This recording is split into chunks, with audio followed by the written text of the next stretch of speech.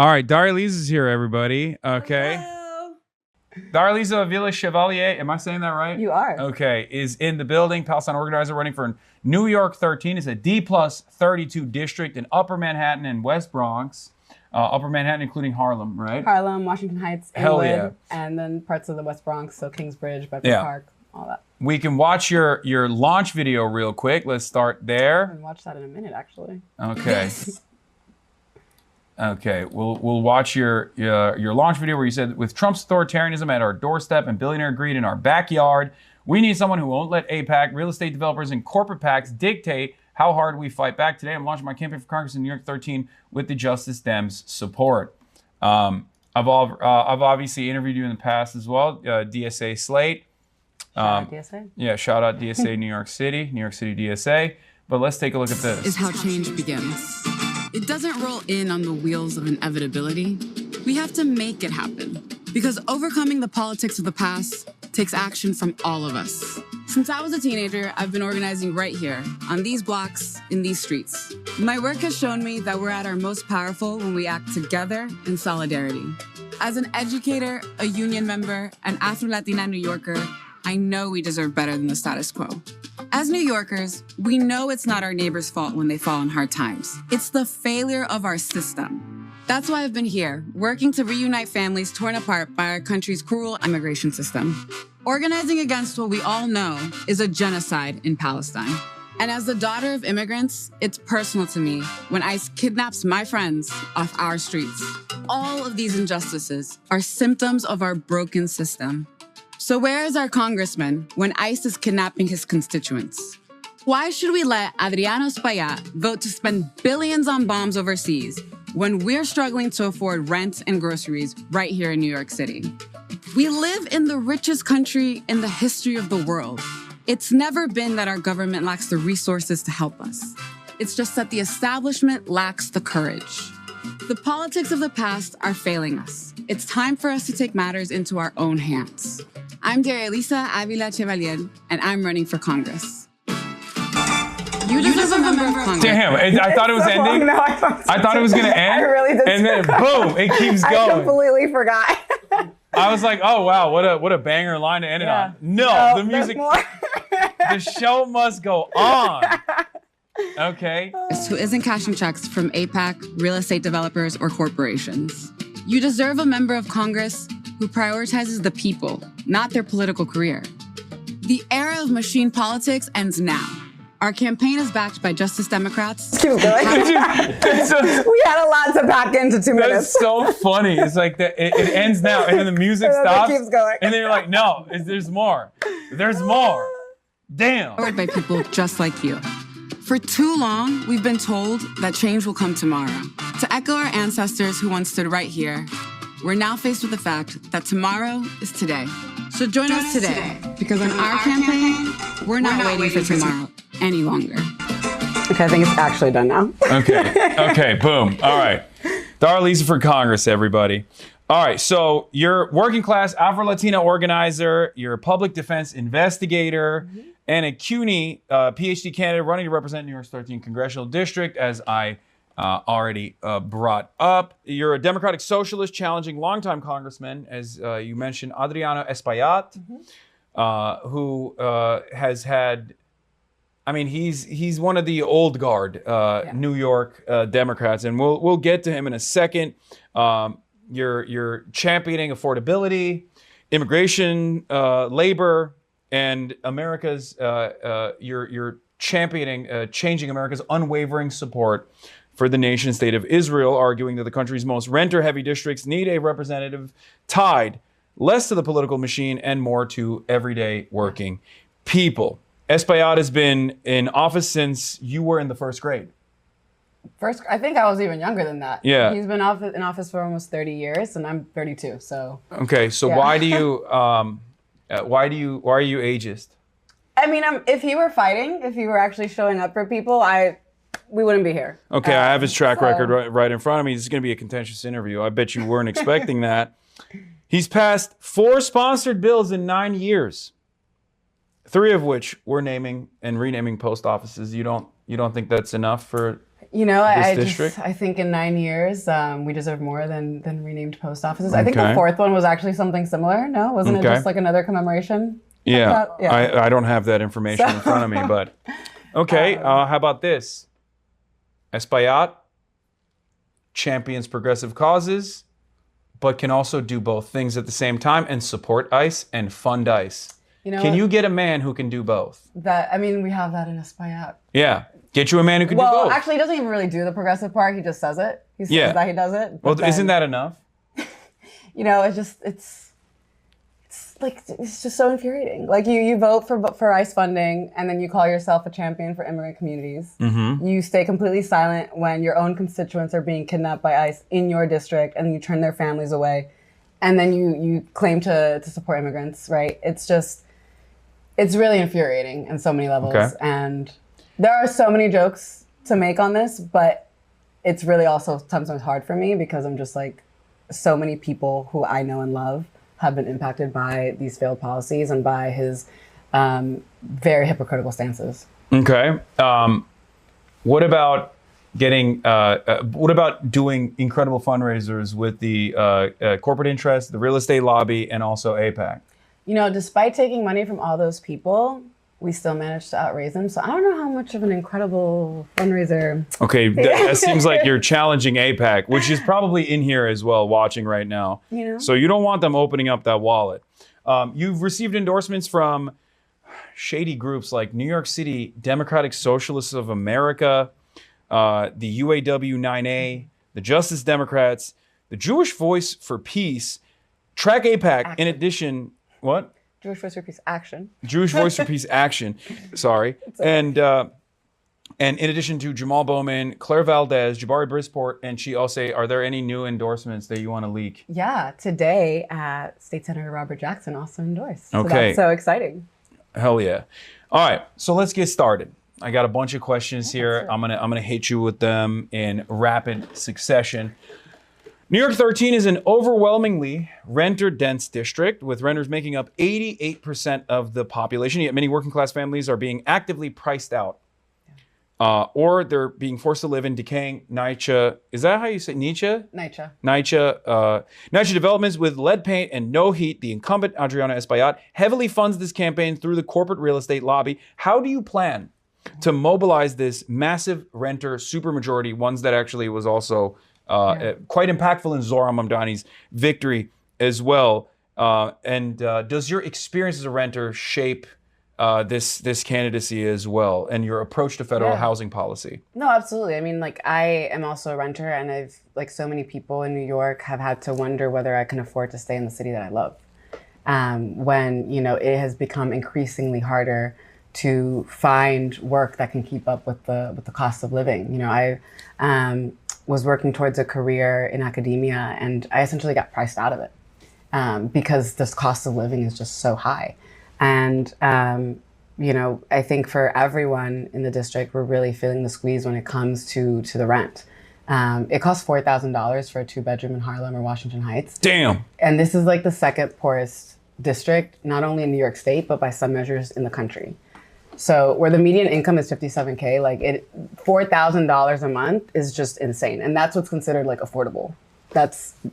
People are naming that affordable housing. And, you know, I think it's just, like the human cost of that is that people are living on the street. It's that people are moving away. I have so many friends who have moved away from uptown into either other parts of the city or to just other parts of the country because they just simply can't afford to stay. Yeah. And what that means too for so many elders is that who are living on a fixed income is that their rents are going up and then they have nowhere to go. That their kids are moving away and then their whole support system is gone because their kids want to raise their kids but can't afford to do it in New York. Why do you hate mom and pop landlords who own upwards of 10,000 units in New York City that are trying to make ends meet and purchase their second yacht? You know, because they treat our homes as though it's just like a calculation of how much money they can leech out of our communities. Don't you know that they're working really hard to paint over all of the outlets that no longer work with the landlord special and white paint? The lead paint that is chipping out of it. Lead is good, from what I understand. If you want to understand the if you want to understand the mentality of Gen X, if you can't beat them, you got to join them. And it's the lead poison generation. So I say, I thought we were the microplastics generation. We're the microplastic generation, which is making us woke and gay. Okay. They're the lead poison generation, which is making them unbelievably reactionary, angry all the time, and Trump supporters. So I suggest I have a healthy diet of lead paint chips that I eat just to get on in the morning, so I can understand the plight of the empathy. The plight of the Gen Xer. In the first quarter of 2026, you became the first challenger to ever outraise Espaillat, pulling in $270,000 to his $230,000. Beast mode, by the way. Thank you. Entirely through grassroots donations. Can I hold a couple dollars? I'm in some legal trouble. We're really trying to build out this grassroots campaign, and every single dollar counts, especially because we already know AIPAC is in this race.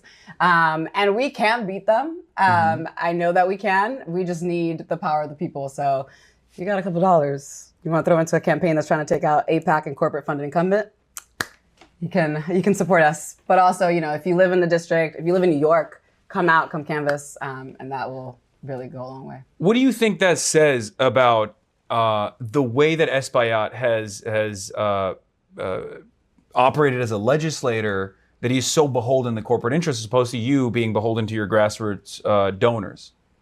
I mean, I think it's reflective of a politic that is really where money has an outsized influence on our democracy, right? The fact that, our politicians really make a lot of decisions based off of how are they going to fundraise for their next election, right? Whether or not their donors are going to continue to give to them year after year as they run. And that is just a recipe for disaster. It means that rather than actually working for the people who vote people in, who vote their representatives in, they're working for their donors, who then come in at the last minute, like we saw in North Carolina or in Illinois, and drop millions and millions of dollars to have a really outsized influence on these elections. But more and more, we're seeing actually that kind of influence in our politics is people are waking up to it, and they're tired of that, right? They know that when crypto or AI or AIPAC come into an election in the last minute and drop that millions of dollars, right? That essentially they're buying our elections away from us. And it's time that we actually have a system of accountability for our representatives so that we can make sure that they're actually accountable to working people. When we have a system of grassroots donation like that, that is a system of accountability, because we're saying we are accountable to the donors who are on the ground every single day, experiencing the things that the working people of our communities are going through. We talked about your opponent, the incumbent, Adriana Espaillat's track record. Yes, you were right, by the way. It was 4 bills in 9 years. 3 of them were renaming post offices, and then one of them was actually a commemoration of, or one was for a commemorative historical site. Okay. That's performance. Yeah, that's actually performance in action. Yeah. So he's averaging a bill every 2 years. Will you commit to sponsoring and passing at least one bill in your first term? And if so, what's your top priority beyond naming a postal building?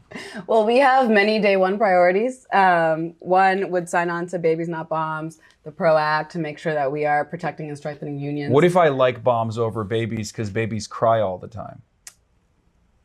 I bet you weren't expecting that question. That's right. I think we really need to shift from the politics of death, but all the things that babies need in our communities. Have you ever met a baby that has bad vibes? No, actually. What about I love baby? babies. What about baby Hitler? You will never. Why? Listen, babies are just the purest souls, and everything else that comes after that, it's because of our flawed systems. And I truly, truly believe that if we actually invest in our communities, invest in our kids, we will be creating a future that's actually reflective of those values. You dodged that question expertly. This is real political skill in action. I'm not dodging. That's my actual belief. You're also moving away from the camera a little I'm sorry. bit. I'll move back. No, it's all good. Yeah, this is not a very professional setup. I am, however, a very professional interviewer, as you've probably taken note of.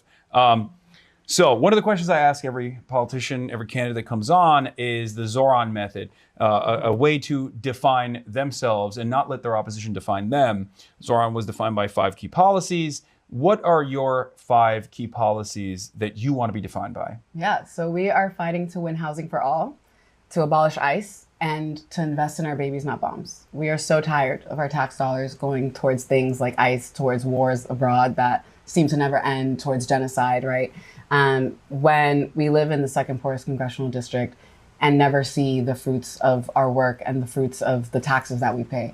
And we deserve to have those taxes come back into our communities and actually invest in them. Okay, that's 3. I need 2 more from you. What are some two additional priorities? We gotta do 5. Medicare for all, and strengthening unions and building union power. So, okay. PROACT. All right.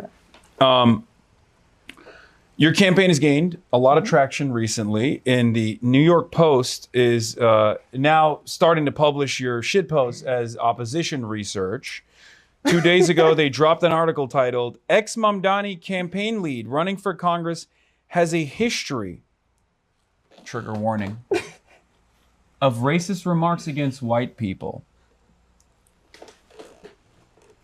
Why do you hate white people? Do you want to read the tweet? Because it was. I wouldn't characterize it as that. as someone who has in the past been banned from this platform, Twitch.tv, that's where you're on right now, for calling someone a C-word ass bitch, cracker ass bitch. That's what I said, and I was banned from this platform for 7 days for anti-white racism. I've been reformed. And that's the reason why I'm holding your feet to the fire right now. You know, let's take a look at your tweet. Guys, once again, I'm going to issue a trigger warning. I think that the New York Post spending so much time on this and not once reporting on what we're actually fighting for is just like more of the same, that of like ignoring the needs of the people uptown in the Bronx. You know, I was basically what they're saying here is that I was a millennial with access to the internet. That's the breaking news here. And I think there are just so many other things that people in the Bronx and uptown really need from our community and from our leadership. And like, this is just not journalism. I'm sorry. It's very funny. Sorry. I don't know what to say. I mean, this is good. This is good. Wait, you got more. Oh, gosh. I held the door open for this old white lady at Popeyes. I'm polite to my elders. Is that a BDS shirt? Me, yes. Her, you know what they do to door closed before I can find out what they do. Sad. So this doesn't even make sense because you didn't even say anything. Like, I said yes. It just shows that you were nice to an old white lady. What is that? That says this is bad reporting. This shows the opposite of they what also they are keep getting my intending. name wrong, which I'm like, they keep saying Chevalier. It's Avila Chevalier. Ah, okay. Chevalier claims she converted to Islam 3 years ago at March 6th speech at the Al-Khoi Islamic Center in Queens, headed by oh God. Wait, you've converted to Islam? Or you've reverted? Oh, mashallah. Okay. Well, I'm a very bad Muslim, so I will get that out of the way. Well, we didn't say our salams when Yeah. So, salam alaikum belatedly. Alaikum salam. So, do you feel do you feel bad that you opened the door for an old white racist lady? Do you disavow your past actions of holding a door open for an old white? I was trying to be so nice, and now it's memorialized in a New York Post article. And, you know. What if the old white racist lady that you opened the door for went in there to say slurs to other people? Would that change your perspective? How would I have known that, Hasan? I'm just saying. I would have not known that. Sometimes we should think twice before we open the door. Before we open the door. Move through the world with good intentions, but maybe I'm just too. Yeah. Naive. Bet you didn't know this was gonna be a contentious. This is gotcha journalism. Oh my goodness. Yeah, you were like, oh, this is gonna be great. It's gonna be nice. We're gonna be raising some funds. No. Oh man. No, I was trying. I was literally, when I see an elder, they're right behind me. What am I gonna do? I'm not gonna let the door slam in their face. I never do that. I slam it in their face. I just assume I'm anti-white racist and also ageist. So I just slammed the door in front of them on purpose. Okay. In March 2025, your constituent and personal friend from Columbia University, Mahmoud Khalil, was arrested by plainclothes ICE agents at his residence, while lawmakers like Rashida Tlaib immediately signed letters demanding his unconditional release. From the Louisiana Detention Center, Espaillat issued a weak statement merely stating he expected the DOJ to work within the confines of the law. What do you think that says about Espaillat being a fighter for his constituents? I mean, the statement itself, to be clear, was 2 sentences. And it's just a ridiculous notion that, to ask that the DOJ, Trump's DOJ, to be clear, work within the confines of the law, which they were actively not doing by taking him to begin with, right? Yeah. Like they were violating his rights from the start. And for that to be all he had to say about this, the fact that he turned away his family, turned away our friends when they went to speak to him. I've been living and organizing here for my entire adult life, and not once has his office met with me on any issue, even beyond Israel-Palestine, not a single issue. And the fact that, for so many of us organizers, like that has been just the norm, I think is so telling. And he, is someone who really boasts being, a Dominican immigrant who, is like the first undocumented. And then the moment that you see a very high profile immigration case happening in his district, he's nowhere to be found. He even brings it up. He's like, regarding the case of Mahmoud Khalil, a constituent who lives in my district, my office has been following this case closely, and as a former green card holder, I expect the Department of Justice to work within the confines of the law and that due process is guaranteed to him and his family. The rule of law must be respected. This is literally, I'm sorry to say this, Dominican Chuck Schumer. Like, this statement is basically Chuck Schumer. He's just like, I don't want to say he's a terrorist because he's my constituent, but I hope they prosecute him adequately. It's like actually insane that he would say this and then do absolutely nothing more. And this is the chair of the Congressional Hispanic Caucus. For him not to have the foresight to understand what this would mean for millions of people across the country is just is insane. Here is a green card holder who was taken by ICE illegally. Do you not think that's going to have an impact on every green card holder across the country?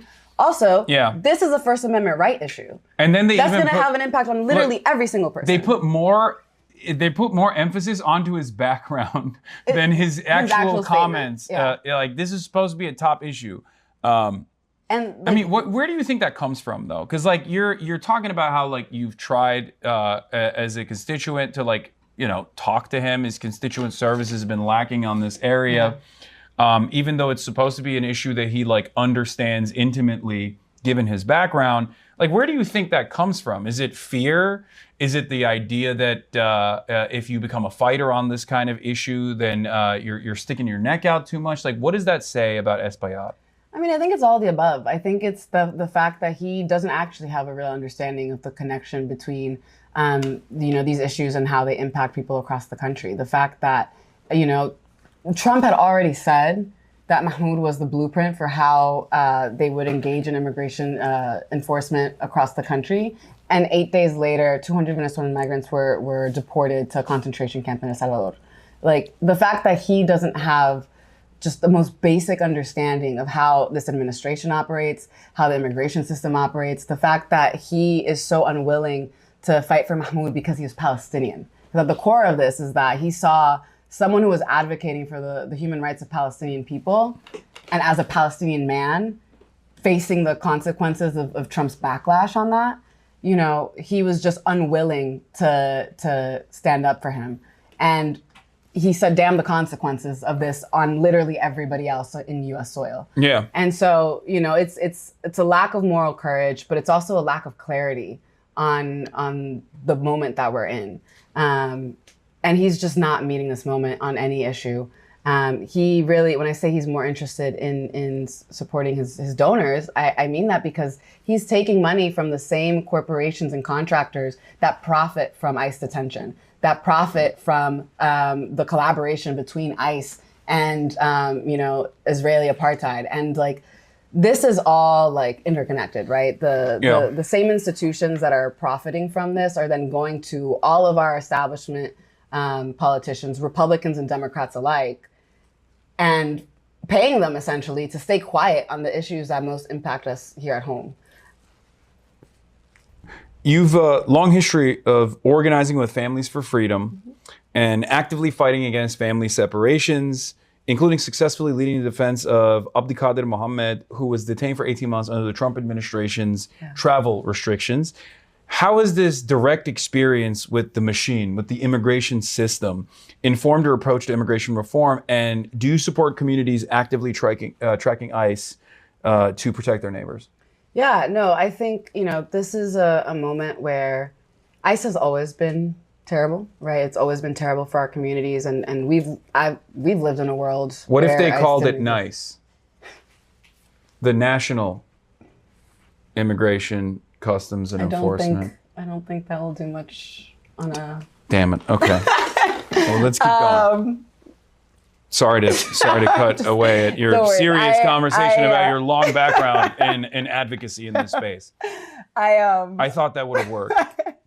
No, I think a lot of the solutions, but I think you're speaking to something else that's actually a much deeper issue, is that a lot of the solutions that we propose around immigration seem to be just like Band-Aid. Like, let's add this one thing that will maybe like stop the water from flooding the ship that we're in, right? Yeah. What really needs to happen is we really need to pull back on a lot of these really horrible bills, right? A lot of these horrible pieces of legislation that have made it really difficult to actually fight for immigrant communities. And so, I've been organizing, for a really long time with folks who were in ICE detention, organizing with with families of folks who were in ICE detention.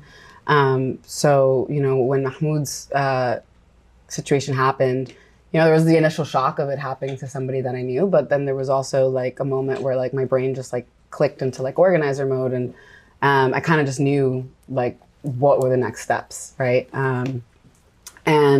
And that was making sure people knew about this, writing the op-eds, getting the word out, right? Making sure that we were organizing the direct actions of civil disobedience, that we were showing up for court support and showing like that he has a community that cares about him, right?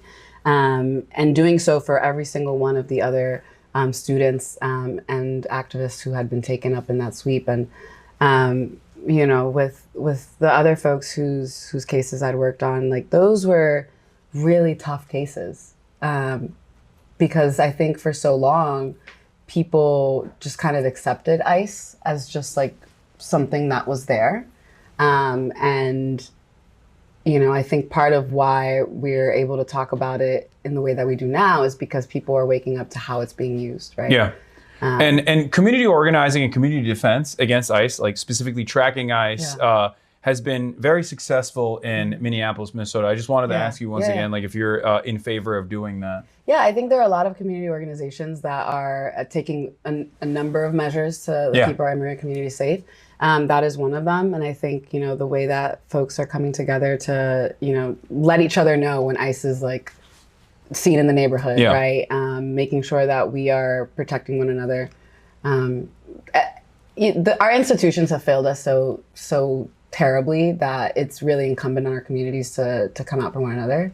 But that's also why I'm doing this now and running for office, because I keep thinking back to that day when I learned that he had been taken. And I keep thinking, like, what would it have meant to Mahmoud and to Noor and to our entire community, right? To have had a representative who was actually willing to fight for him from the moment they learned that it happened. Yeah. Speaking of which, Espaillat's position has evolved over time on this issue, on the issue of ICE. It took ICE killing 2 American citizens for Adriana Espaillat to call for the dismantling of the agency, not abolition.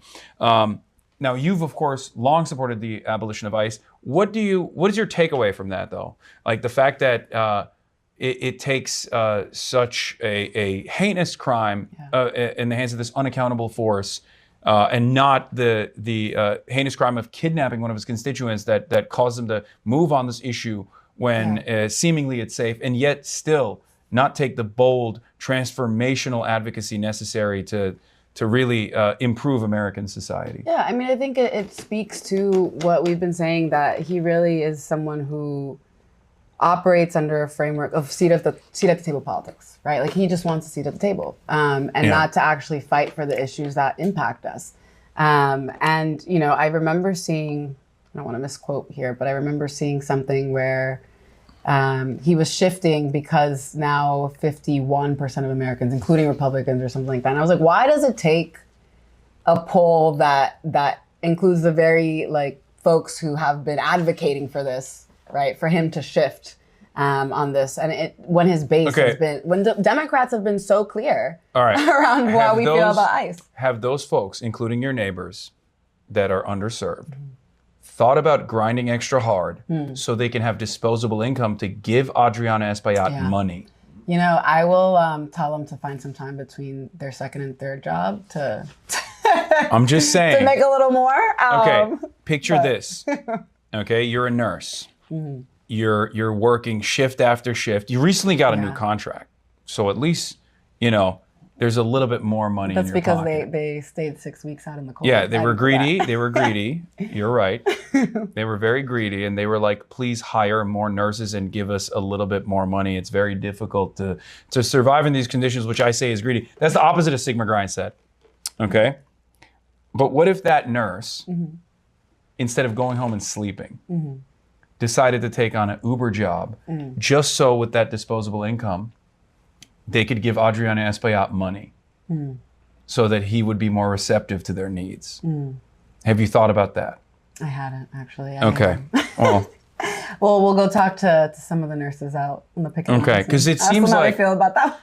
it seems like in order to change the system, you've decided to run against Adriana Espaillat, and I feel like you know, you could have just bribed him.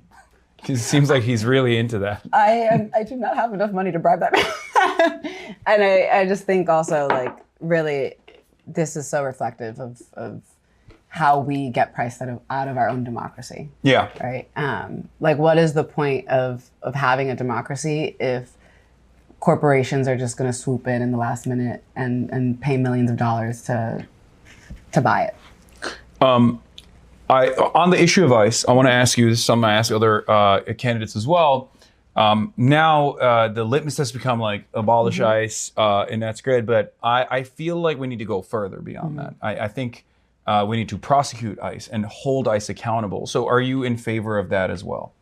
I definitely think that we need to have a very long and hard conversation around accountability, because I think we have to think about the larger structures here around how we even got to this moment in the first place. And part of that has to do with the fact that we have completely gutted all of the federal programs that make it possible for people to find good, dignified jobs, to get quality education. You know, there are so many failures of our system that have brought us to this moment politically. And I think accountability is at the heart of that, for sure. We're gonna also move to get to the next location right now. So I think, are you ready? Yeah. So we'll break down because we got to use that one camera. I'm broke. I only have one camera, unfortunately, as a broke boy. You got a gift for me? We do have a gift for you. Okay. What is this? This is a T-shirt. I'm not sure if it's the right size, but you. Okay. Now we'll get you another. This is a large. It's very kind of you to think. I don't know. It's very kind of you to think that I could fit in a large. I wasn't sure, but we can get you another. No, it's great. Thank you. I'll wear this and my titties will be bursting out of it. I'll rip through it. We'll get you another one.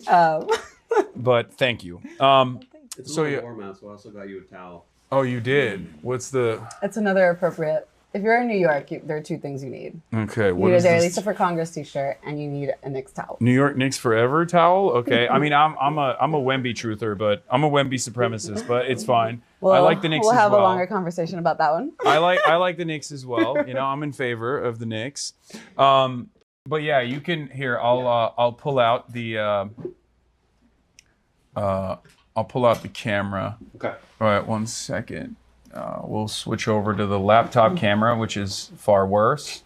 I was gonna say our color tones changed completely. Yeah, no, I was cheating it as. Hold on. Anyway, I won't ask you any of the good questions that are designed to be clippable moments while we're having this, technical break, because I feel like it's a waste. But yeah. What's chat saying? Chat wants me to hold your feet to the fire even more. I mean, On what? Yeah. That I don't know. Just things. I don't think they understand that like we're in agreement on a lot of stuff. I'm so pretty. Thank you to whoever said I'm so pretty. No, don't encourage them. Don't. They should not. I've taught them poorly. We don't see women's beauty here on the broadcast. It just doesn't exist. Okay. Yes. You're supposed to say. I don't even know. Okay. I don't even know. Okay. We don't acknowledge that. Okay. It's messed up. It's messed up. This is really funny, actually. Yeah. Thank you, chat. I really appreciate it. Yeah, we don't see women. We're woke. We're woke. At the HasanAbi podcast, we're woke. I love the Barbie themed women. Yeah. It's great. There's also a men, which is negative. Oh, it's whenever negative? I do something like is it like Ken font? No, it's like when I say something stupid, like dumb or borderline misogynistic, they'll go, ugh, men. Or when men do something negative, yeah, see? Let me see it. Oh, there, yeah. Yeah, that's a good one. It's called the M word. I like this. I like these. Yeah. I love that they've all decided to post it now. Yeah. We don't need shotgun, right? No, I don't think we should I mean, you can bring it just for safety, but I don't think we need the shotgun.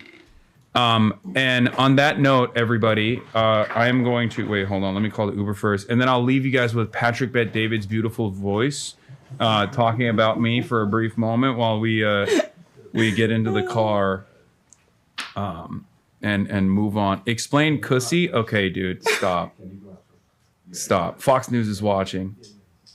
We're gonna throw a curveball at them. They're very obsessed with you. Yeah, I know. It's strange. Listen to a little Mariah Carey obsessed. It's weird. Or if you want to lean into the Dominican, Obsession, I do take. Wait, which one is it out of these? Haas looks so autistic. Okay, guys, that's not very nice. Let's see if we get a. I saw this thing of you giving a hug to Caleb Heron. It was like you fighting. Okay, I actually did nail that hug. It's kind of fucked up. That's wow. Okay, well, really funny, I know who I'm supporting in your race illegally now. It's messed up. No, I thought it was sweet. I thought it was sweet. All right, everybody. Say bye-bye. We'll be back in 1 second, but here's Patrick Bet David, and I'll see you in the car, okay?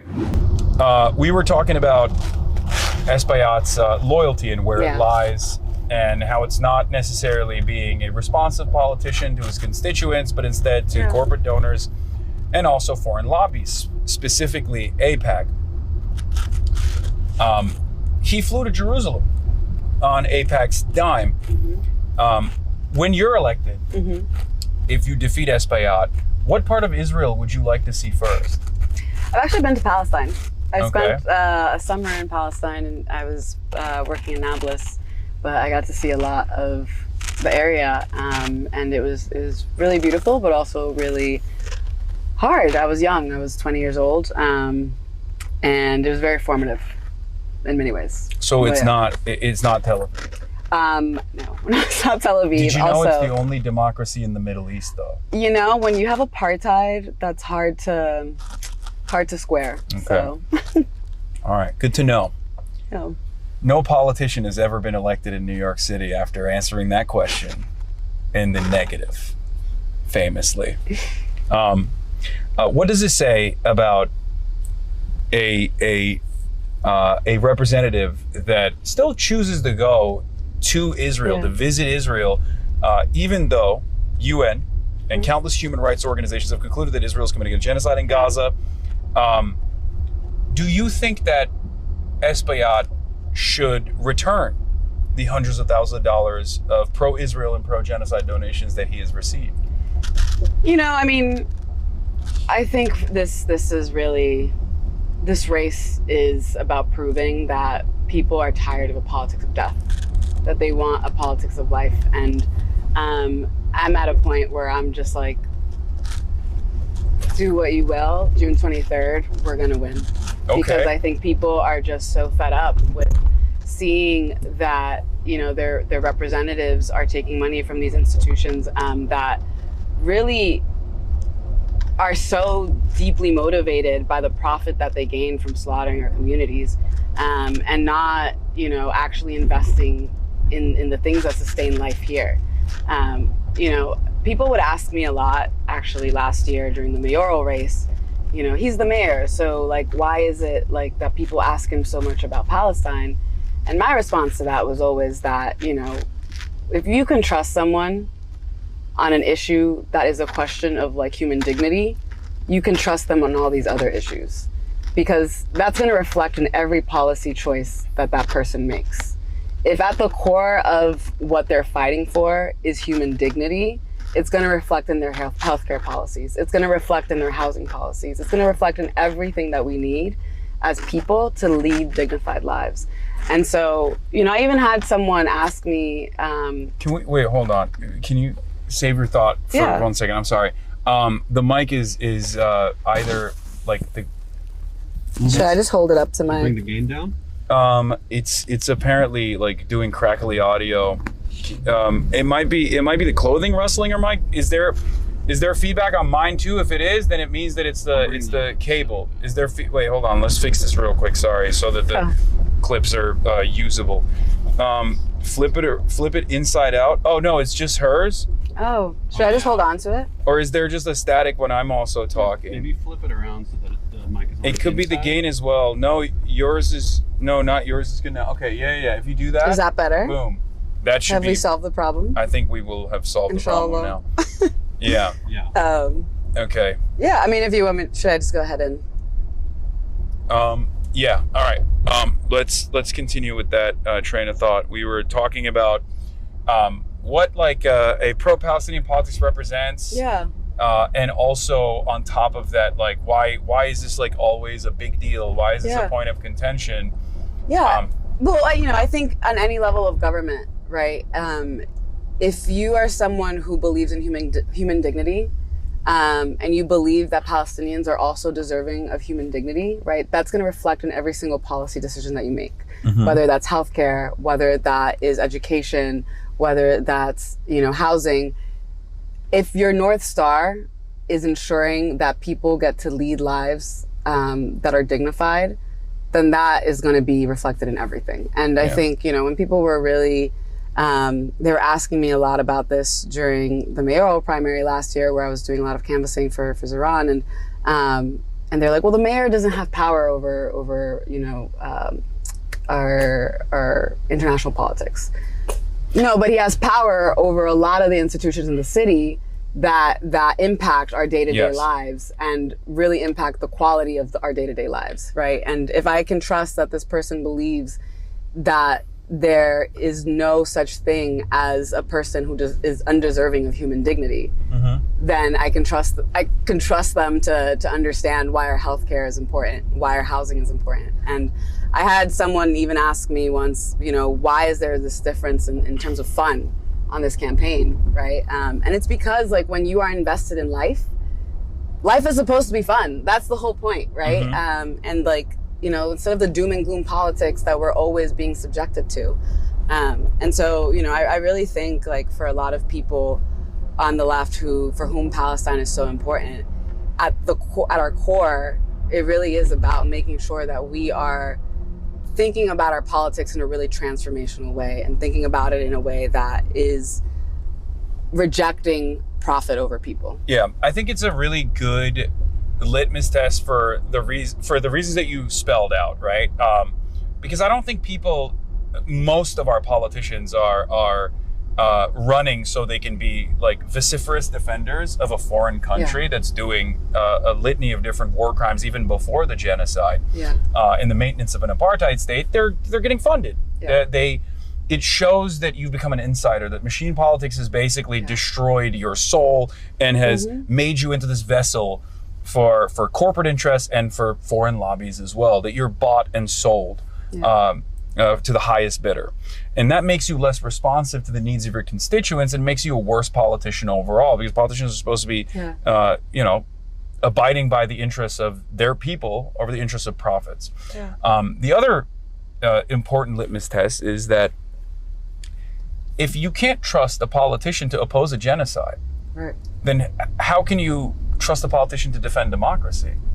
Because that's a fairly decent red line to establish, and I do feel like Espaillat has failed to do so. And this is the exact same like calcified institutionalist establishment Democrat, do nothing Democrat politics that people are sick and tired of, and they want to change. And it's not just like, rhetoric. It's not just like this, like you see the policies, right? The fact that he's voted to support Trump's crypto buddies, right? The fact that he has supported funding for ICE, the fact that he has refused even to this day to sign on to block the bombs, right? All of this is reflective of a politic that is, to your point, accountable to money and not people, right? And that's why like this game of money in politics is so deeply dangerous. It's so nefarious in so many ways. Like even as a working class candidate, like I don't have the institutional backing or the resources, right, to just like call up a few buddies to donate hundreds of thousands to my campaign, right? Like I have to sit and do call time and like call folks all day, right, to donate a couple bucks here and there, to really sustain this campaign. And it is incredible the amount of time and energy that has to be spent on that instead of like talking to my neighbors, right? I'm fortunate enough to have already had a lot of those relationships in my community where that trust was already there. But I just can't imagine like doing this without the support of like organizations that are really holding me right now, because it is just such a difficult thing to do as a working class person. One thing that the CIA, potentially the CIA, tries to do is to divide the progressive movement on the boundaries of race. And one of the things that I see all the time is accounts that claim to be Black people on Twitter consistently taking an anti-Palestinian stance. Claiming that Zionism is what Black people are for overall. Now, obviously, no group is a monolith. Certainly not Black people either. But the reason why I'm bringing this up with you is you're Afro-Latina, and you actually have written about the shared struggle on the Electronic Intifada about the experiences that Black Americans go through. And the shared struggle that Palestinians go through as victims of a settler colonial apartheid state. Do you see the similarities? Do you want to talk about that a little bit further? How do you feel when you see sometimes even members of the Congressional Black Caucus take a position that is pro-Israel? How does that make you feel? Yeah, I mean, I think there is so much to be said. I actually like AIPAC is doing this often now, where now they're creating these shell packs, right, where they have these like really like innocent sounding names, like elect women or something like that, right? Or elect, I don't know, things that on their face sound like good, like yes, elect women, right? Elect this woman, but when you like dig into it, and it's actually like AIPAC, right? And we're seeing that even in this race, right? We're seeing that across the country. And I think, to your point about the way that like you have these very divisive discourse that's happening, it is a divide and conquer type of strategy, right? Of like sowing discord among our communities where there should be solidarity. One of the really formative moments in my like political thinking was actually getting back home to the US after that summer in Palestine. And it was the summer that Michael Brown was killed in Ferguson. And seeing the way that Palestinians who had just endured a bombardment in Gaza that summer were telling people in Ferguson about how to deal with the tear gas, because they had just been subjected to that same tear gas that was made in the US, right? With our tax dollars. Yeah. And telling them how to like deal with that tear gas and you know, be able to get on, right? That to me just really like solidified in my mind the connection between our struggles for liberation here and the struggle for liberation in Palestine. And I think so often of all the different institutions that have really made life so much harder for Black Americans, Afro-Latinos, Black immigrants generally, right? Mm-hmm. Because even when we talk about immigration, it's actually Black immigrants who are disproportionately impacted by the criminalization of immigration and by detention, right? Thinking about how ICE, policing, like we had so many police departments across the country sending their officers to Israel to train with the IDF. NYPD is in Tel included. Aviv Exactly. location.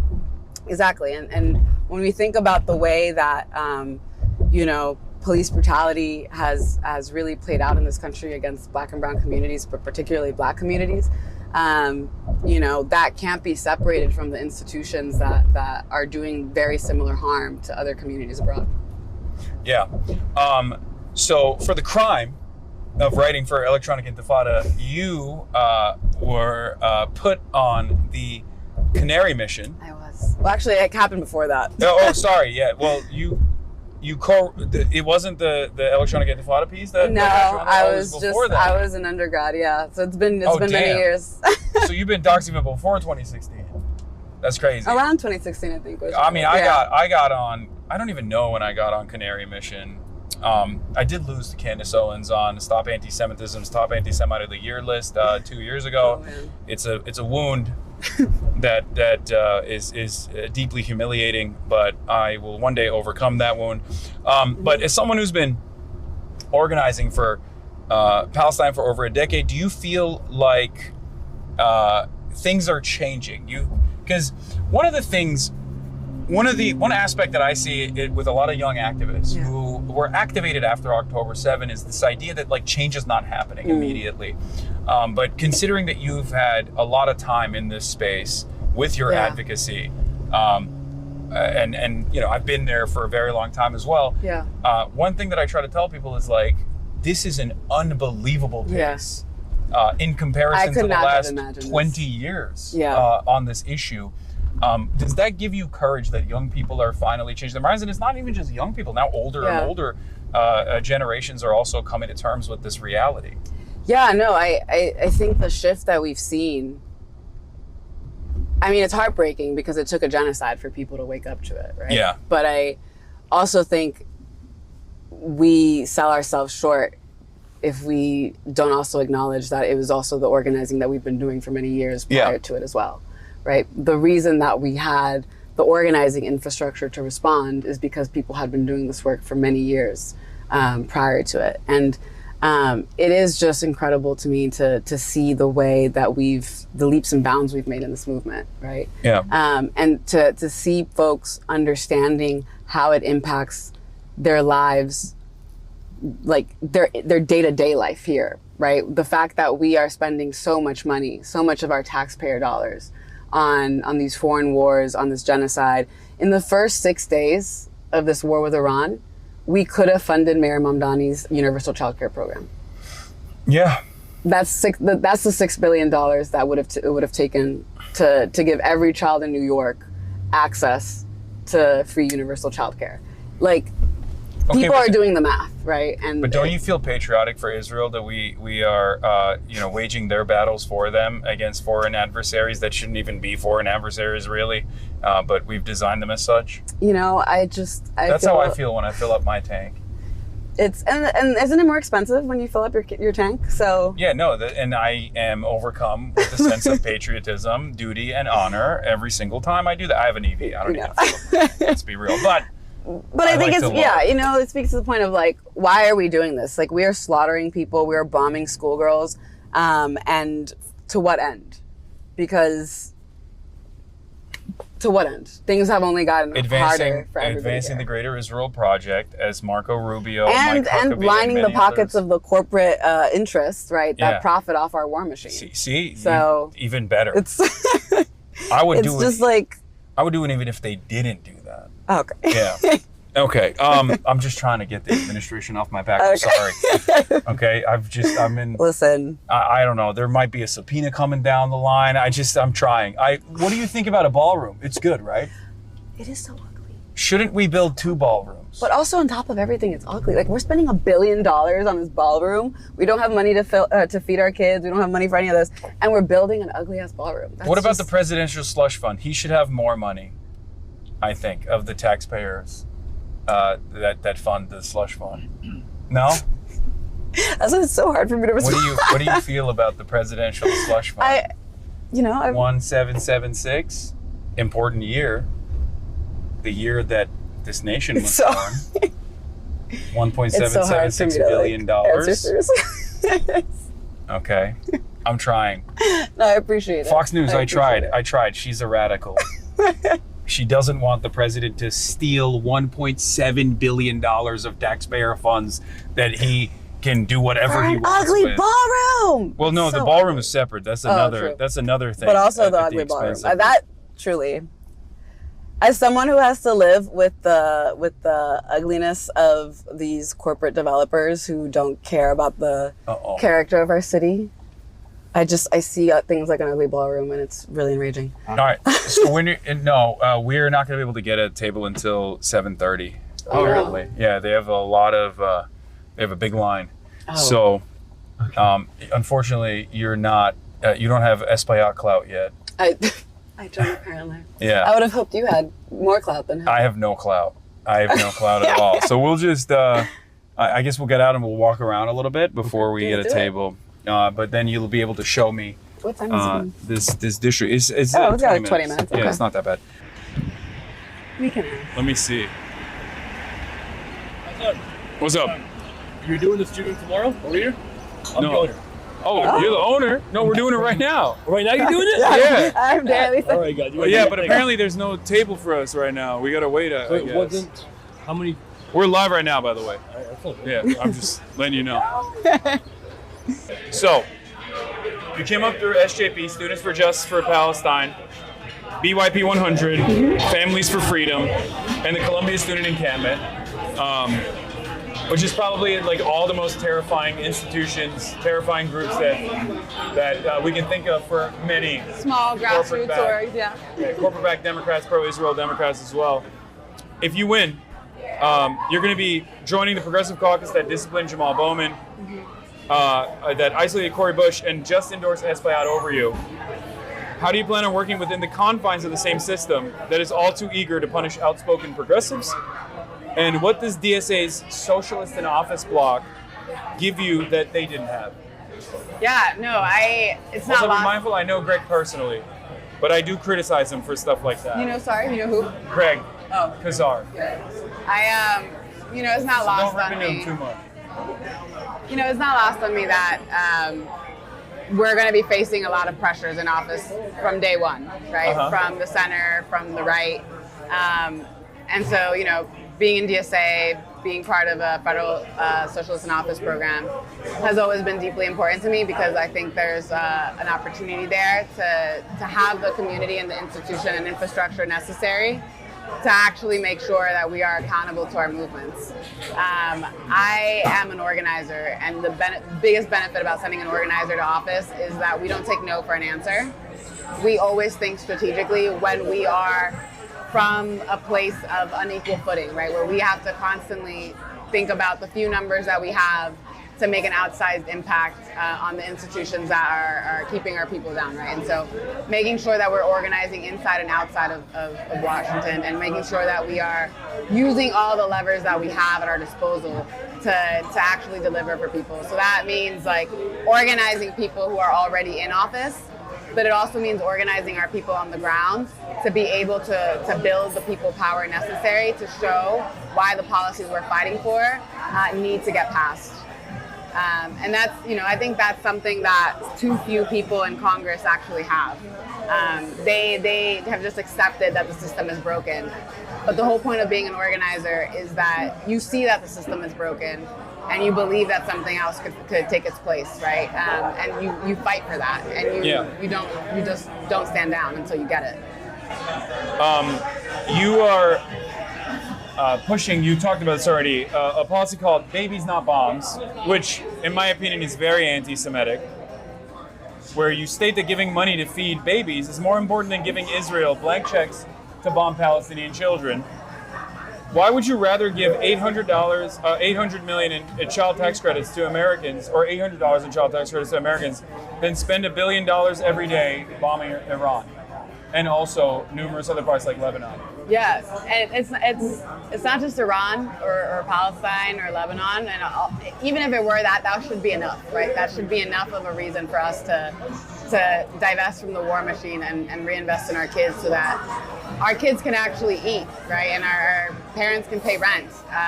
We know that when we had the child tax credit during the pandemic, we had childhood poverty at all-time lows.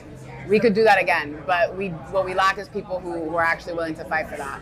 And so, the fact that our war machine is insatiable, the fact that we're seeing these regime change wars happening across the world now, right, is all reflective of a politics of death that our leadership has just accepted as one to take for granted. Okay, but what if those children that live healthy lives and grow up with the additional tax credits that their families receive grow up to become anti-Zionists? Don't you feel like that's a terrifying future, a terrifying prospect for Israel? I would say that it sounds like some of these children would be really interested in a politics of life and a politics of human dignity. So I think, we, in many ways, when we make these types of investments in our kids, we reap the benefits of that. You reap what you sow. If you are investing in your kids, you're going to have adults who have had healthy childhoods, who are interested in contributing back to our communities. And so, for me, it really starts with our kids, because everything that our kids need, healthcare, food on the table, an education that is dignified, right? All of those things are things that all of us need. And our societies would simply crumble if we didn't give them that. You were a child once. I was. And as I was a very cute kid, actually. As a cute child, you spent some time growing up with your grandmother in Venezuela. I did. Not too long, not very long. A few months ago, America bombed the South American country, kidnapped its president of the sovereign state, and recently bragged about stealing its oil. It seems likely that we're about to do something similar to Cuba as well. If you're in Congress, or when you're elected, what will you do to prevent America's plunder of the global South, and how will you protect the families of immigrants living in your district? Yeah, I think, the themes here are the same, right? I'm the only candidate in this race who is adamantly anti-war. We need to rein in the powers of this administration, who seem to just be conducting these wars illegally without any kind of oversight. And our elected officials are letting them, right? They won't sign on to any joint disapprovals, right, of these wars. And it just, to me, speaks to, again, an abandonment, right? An abandonment of principle, an abandonment of a vision for what our politics should be. And I think, the more we divert our money away from the war machine and into our communities, the more we're saving lives abroad and actually supporting families here. A lot of folks here, they've lost any faith that anybody in our government is coming to help, because they failed us so miserably, right? Time and time again. And the Democrats, establishment Democrats, continue to try to bring into this tent, right, these warmongers and these multinational corporations that profit from this violence, instead of actually trying to bring in the base of working class people who are counting on them to actually deliver. And so, you know, I think there's so much that can be done. We can like actually use the power of Congress to stop these wars and say like, hey, this is illegal. Impeach Trump, impeach the cabinet members that have been pushing us to this war. But I think one of the biggest things that we can do is we can actually advocate to get the money that is pushing our politicians towards these endless wars out of politics altogether. There is a reason why they keep voting in favor of this war machine, right? It's because of these corporate interests. It's because of these special interests that make so much money off of this machine. Speaking of other corporate interests that make a lot of money, not from the war machine or sometimes from the war machine, AI. Between 30 to 40% of your constituents, when you're elected, have jobs or work jobs that are susceptible to being replaced by AI. What's your vision to protect families from having their careers stolen by them from in the hands of some chatbot directed by a bunch of Silicon Valley tech executives that are socially maladjusted?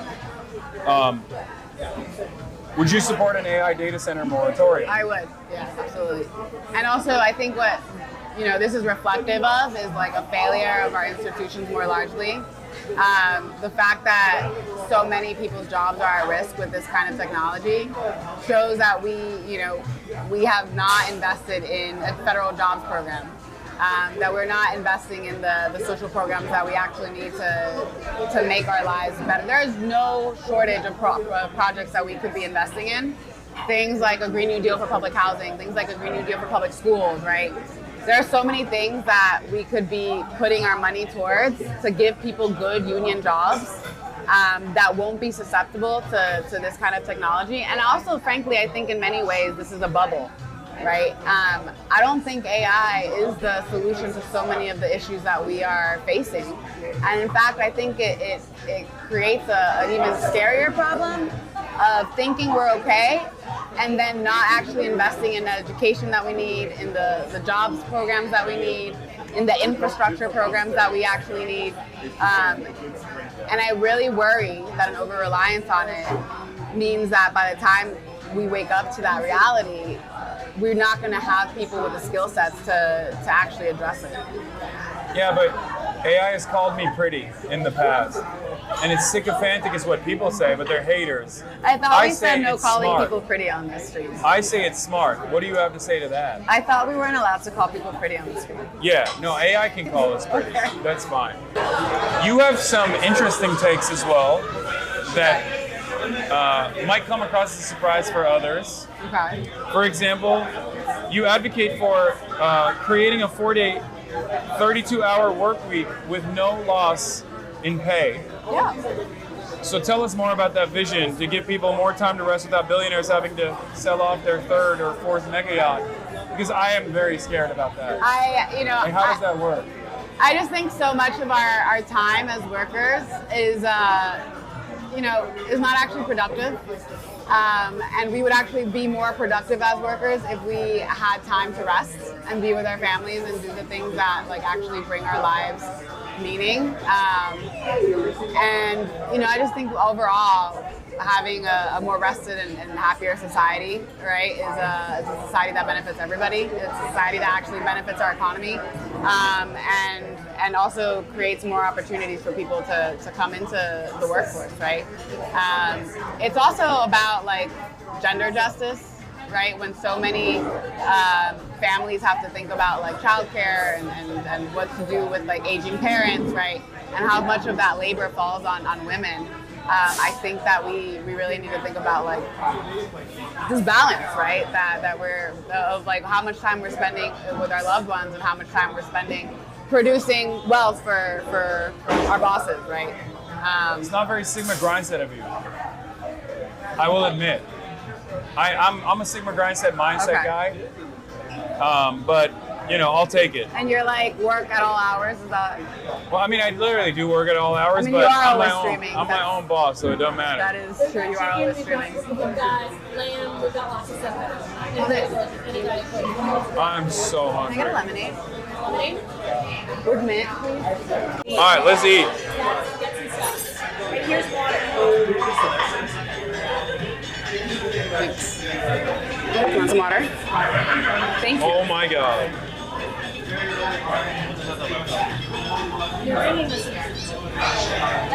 Oh my God.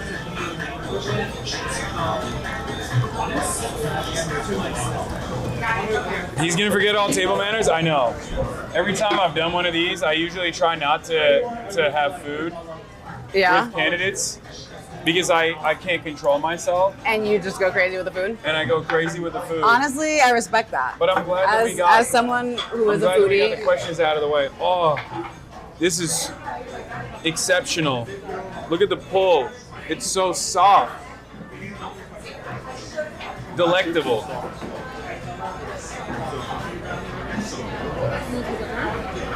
yeah, I'm really excited about this. Oh, is that done? You want that done? No, I'm fine. Have you had Palestinian food before? Yeah. Oh. The muammara is sweeter than I expected, but very good. They put a lot of pomegranate molasses on it. Oh, you want the... Sorry, that's fast. That has a great kick, You see it? Okay. where it's both sweet and sour. What's your favorite out of the all of these mezes? I really like the baba ganoush. What? The baba ganoush is really good. You like the baba ganoush? I've never been that big into baba ganoush. No, like Even though I'm Turkish, I'm not a big eggplant guy. And eggplant is obviously a very important part of Middle Eastern cuisine. I'm one of those people. You know how there are folks who think cilantro tastes like soap? Unfortunately, that's me with parsley, Uh-huh. and I really struggle with that. And I've just always I always have to ask folks to not get parsley in food, but sometimes I suck it now up. I'm reconsidering. You what? Now I'm reconsidering my allegiance. I'm sorry. Cilantro to me is delicious. But I don't know why. This is a punishment for your anti-white racism. Because I have to suffer. That you get to experience the same thing that white people suffer. The hummus is really creamy and very good too. Let's try the tzatziki. Judge it.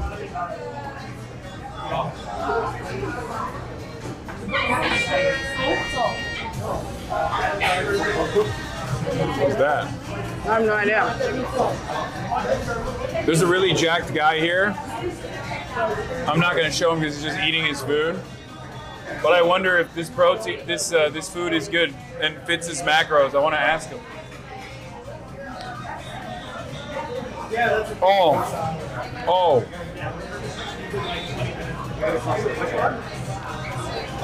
Oh yeah. So the tzatziki is really good.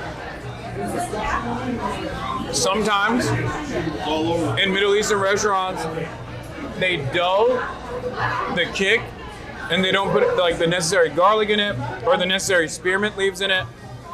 These guys, they hit it. It's sour too. It's perfect. I turn into Anthony Bourdain on a dime like that. I love it. What is this, I wonder? Salad, cucumber, tomato. Oh, it's just a regular Labneh. shepherd salad? Is it labneh? Yeah, it's labneh. Oh, it's with tahini. Oh, okay.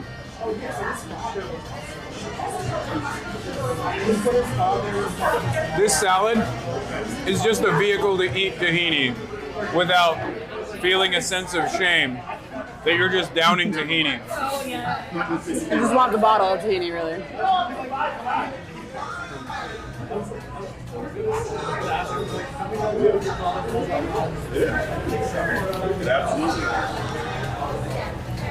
So, I mean, this might be sensitive, and if you don't want to talk about it, it's fine. But what made you convert to Islam? I It's a personal question, so you don't have to Yeah, respond. well, no, it's fine. had actually been fasting for many years for Ramadan. I just saw so many of my friends, like in organizing spaces who were Muslim, just the way they showed up. And I just got curious, right? And I started learning more. I fasted for many years, and then one year one of my best friends was like, Darializa, what are we doing here? You've been fasting for years, like, are you taking shahada, like, what's happening? And I, like, had a moment where I was like, you're right, like, why am I just not taking the plunge? And had to really think about it, and I realized, like, I was, like, very nervous about going into a faith that I felt like that I had so much catching up to do as an adult, right? But I'd always been a very spiritual person, right? Like wanting a relationship with God that felt genuine to me. And I was at a halaqah, and the imam was saying, you know, Allah introduces himself to us as the most gracious, the most merciful. And whenever you're feeling lost, just come back to that. And in that moment, I just felt like the permission to just be like all of me, to be flawed, to be human, to like learn, to come back and like do better, right? And that I think was really what made me feel like, okay, this is the time, and I can convert and feel that this is about me and my God and my relationship to my own humanity. And yeah, it's just been an incredible journey. It's actually really funny because like when I talk to folks about our campaign who are Muslim and they learn that I converted to Islam, they're more excited about that than about the campaign. And it's been Muslims really funny. love a revert. And I'm really grateful for just how folks have like really embraced me, and yeah, it's been a really beautiful journey. Cool. Yeah. The performance in the mezze so far, excellent. I feel like if the mains match the intensity, because sometimes you go to a restaurant and either the apps are good or the main is good. Yeah. If this place also has good mains, it's a wrap for me. Are you just gonna be coming here every time you're in New York? Yes. Well, I order a lot of food, so I might just order from this place instead of, because I never know what's good in New York. You know, I blame the rising rents on the fact that our food industry, like our restaurant culture, has really suffered. We used to have so many great mom and pop like restaurants, but a lot of them have closed down because of these outrageous rents. But we're gonna fight for them too. Make sure they can all thrive here. So it's like, what is New York without good food and good restaurants? True.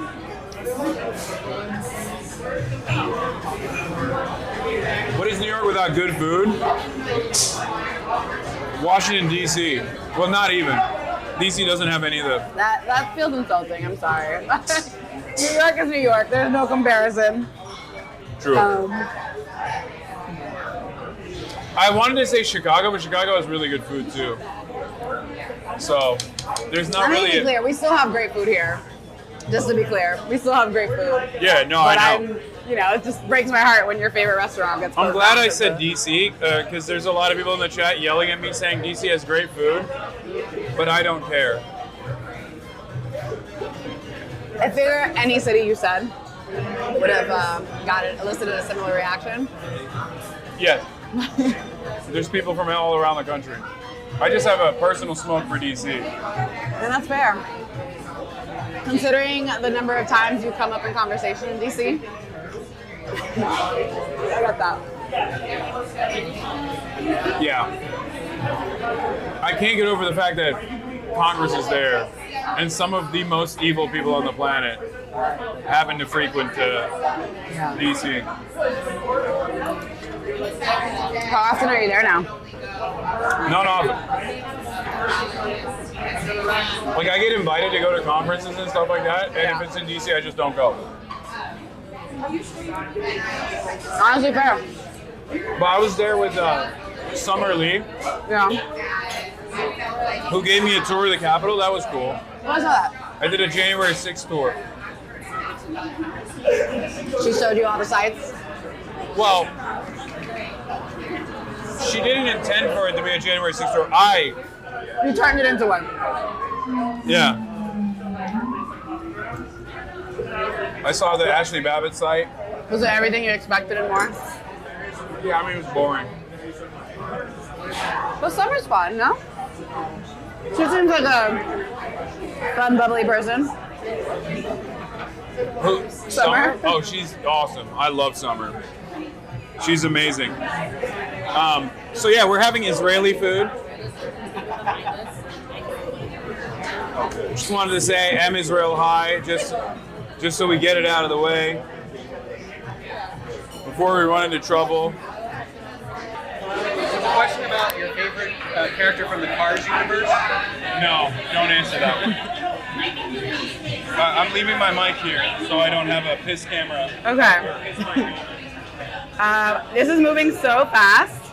Someone said Darializa Avila Chevalier, like the car. Oh, like that's your Cars universe name. You can also stop it by putting your thumb on it. Oh, okay, now I can actually read it. Restaurant noise gate. What is restaurant? What kind of music do you like? Is this to me or to Hasan?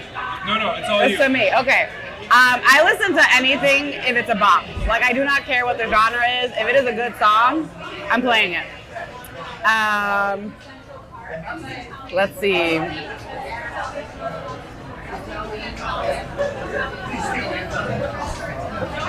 Why are you style mogging Hasan? I don't know. It says, why are you style mogging Hasan?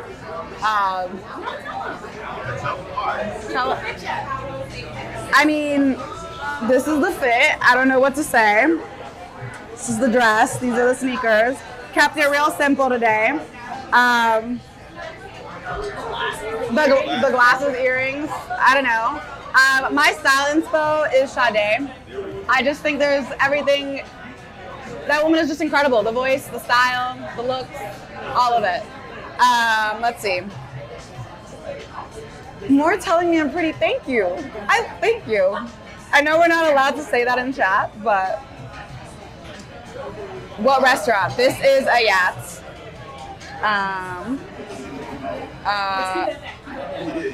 We are. Sorry, what's your favorite part of New York City? My favorite part of New York City is New York 13. Okay. Does anybody in your family root for the Knicks? My family roots for the well, some of my family roots for the Heat, but most of my family roots for the Knicks. There are fights. There are fights in my family about this. Did you grow up playing sports?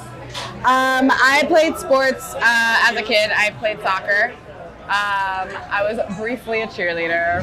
Oh, Ayad is hosting a free community dinner this Friday at 7 p.m. And all proceeds are going to Hind's mom and the family. Wanted to inform you guys. Thank you. What's dope? I thought there was like real-time news happening or something. Yeah. Who's your favorite thinker or activist that's come out of this district? That's And hard. why is it Espaillat? It's definitely not him. That's hard, actually. There are so many incredible people here. You know, I think the thing I love most about this city is that you can't really walk a single block without like running into the history of the city, right? And like seeing it right in front of you. Like, you know, in Harlem, I am like, you walk in any direction, you're either walking by Langston Hughes' house, or you're walking by the Hotel Teresa, or you're walking by, you know, just like in East Harlem where the Young Lords were organizing, or like the People's Church there, right? There's just such a rich history of organizing and thinkers that come out of it, like Audre Lorde over at CCNY, like, you know,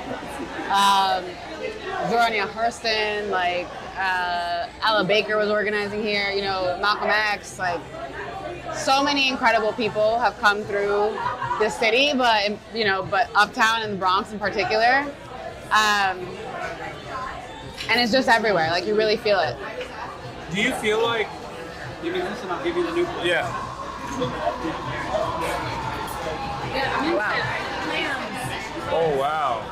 Okay. it's so good. Oh my God. How about, you want to go get this as well? Or you want to Just show it the chat and then we'll get it later maybe. Oh, this is the mixed one. The mixed This grill. is so much food. There you go. This is just lamb? That's the men's stuff. Yeah, it's lamb. Oh, this is what he recommended we get. Yeah, the men's stuff is really good. I've never had this before. Yeah, so that's lamb. Huh? Yeah. Well, I've had the Turkish version of this, but it's not as saucy. Well, there's sauce right here. Okay. Oh. Oh no! I You got got it? Okay. Oh, you managed to. I saved it You somehow. really did. You did very well, actually. I don't know how. With very limited. Thank you. I think we should get some of this.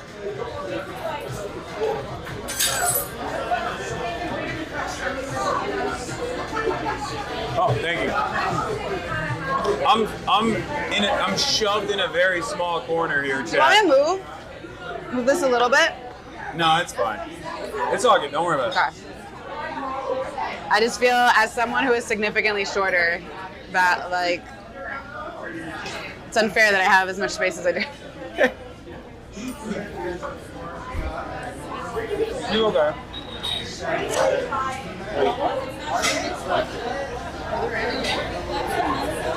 Oh my God. Wait, what Isn't is it that? good? Oh, that's McLube. Yeah, Oh, wait, we gotta show that too. that's the McLube.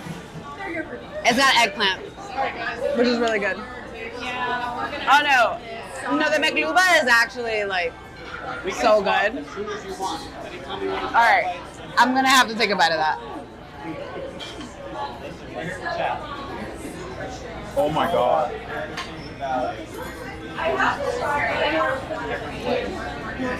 So you haven't eaten all day? No. I have not. This is I'm my very first glad we came here. This is your first meal? Yeah. Oh my God. And it's incredible.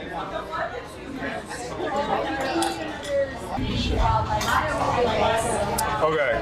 The lamb is not normal. It's out of this world. Particularly good today, I'm not gonna lie. It's out of this world. It's so soft. Wow. What was it called? Mensa? Mensa?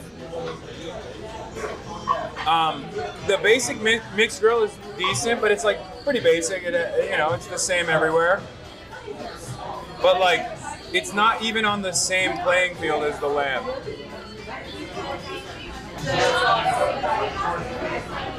Oh, this is a I was different trying to sauce? be helpful. Yeah, there's a different sauce. This is for the Mensa.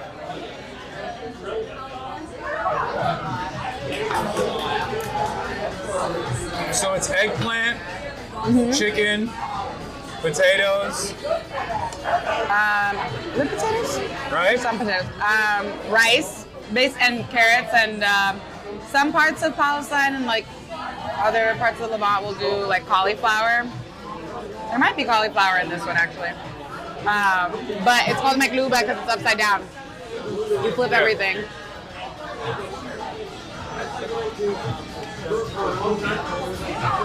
I feel like Israelis haven't stolen this one yet. No, I don't think they have. I've never seen an Israeli version of it. Quote unquote Israeli McLube. Oh wow. Isn't it good? Yeah.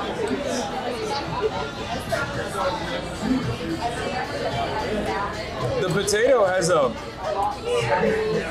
almost chocolatey aftertaste. There's the spices really good. on the spices on the rice. It's really good. What's chat saying?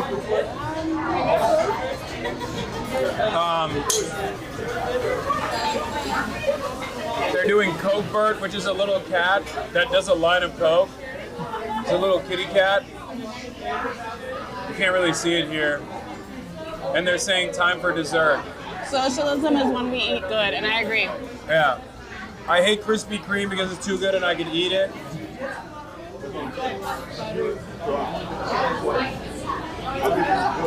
They're saying, yep, Coke. Now they're all doing Zinbert, which is the same kitty cat, but with my face eating a Zin. And they're Why posting does it have your face on it? I don't know how to show it to you. It's like, you have to look at it closely. It is so. Yeah. But why? Why is the little cat doing Coke? No, And why is the little cat eating Tylenol, like a big ass pill of Tylenol? Actually, that is another excellent question. Why is it eating a big pill? Because it's an autistic cat. Bert. Bert is a baby cat. Okay. And as a baby cat, a kitten, he's having a lot of Tylenol and he's becoming Oh, so autistic. now everybody is. Oh, I understand. I understand now. It's because of. I don't know. Bert is an addict. There's Okay. apparently one Okay. where he does fentanyl too, but I don't think we have that. I'm very worried for this little cat. There's also a cat that does the scuba dance. Show her this. Have you seen that one? That one's cute. Also, the intensity with which they wanted you to show me that is great. I appreciate that. You're embarrassing us. You should be embarrassed. Chat. I run an autistic daycare for. But why is this embarrassing? Be yourself. Be yourself in the chat. Fox News is so using this. Fox News is what? They're saying, ain't no way. This is the guy Fox News is constantly vilifying. Look at this one. Erica Kirk, Drewski. Y'all are funny, I will say. Don't encourage them. They're gonna be fucking unbearable now. Also, you're lying. I will get banned if I be myself. Yeah. Well, that part's up to Hasan. I'm sorry. I just walked by and saw you. Bro is way bigger in person than I thought, and he looks big on the stream. What the fuck does that mean? He is very tall, I will say. Oh my god.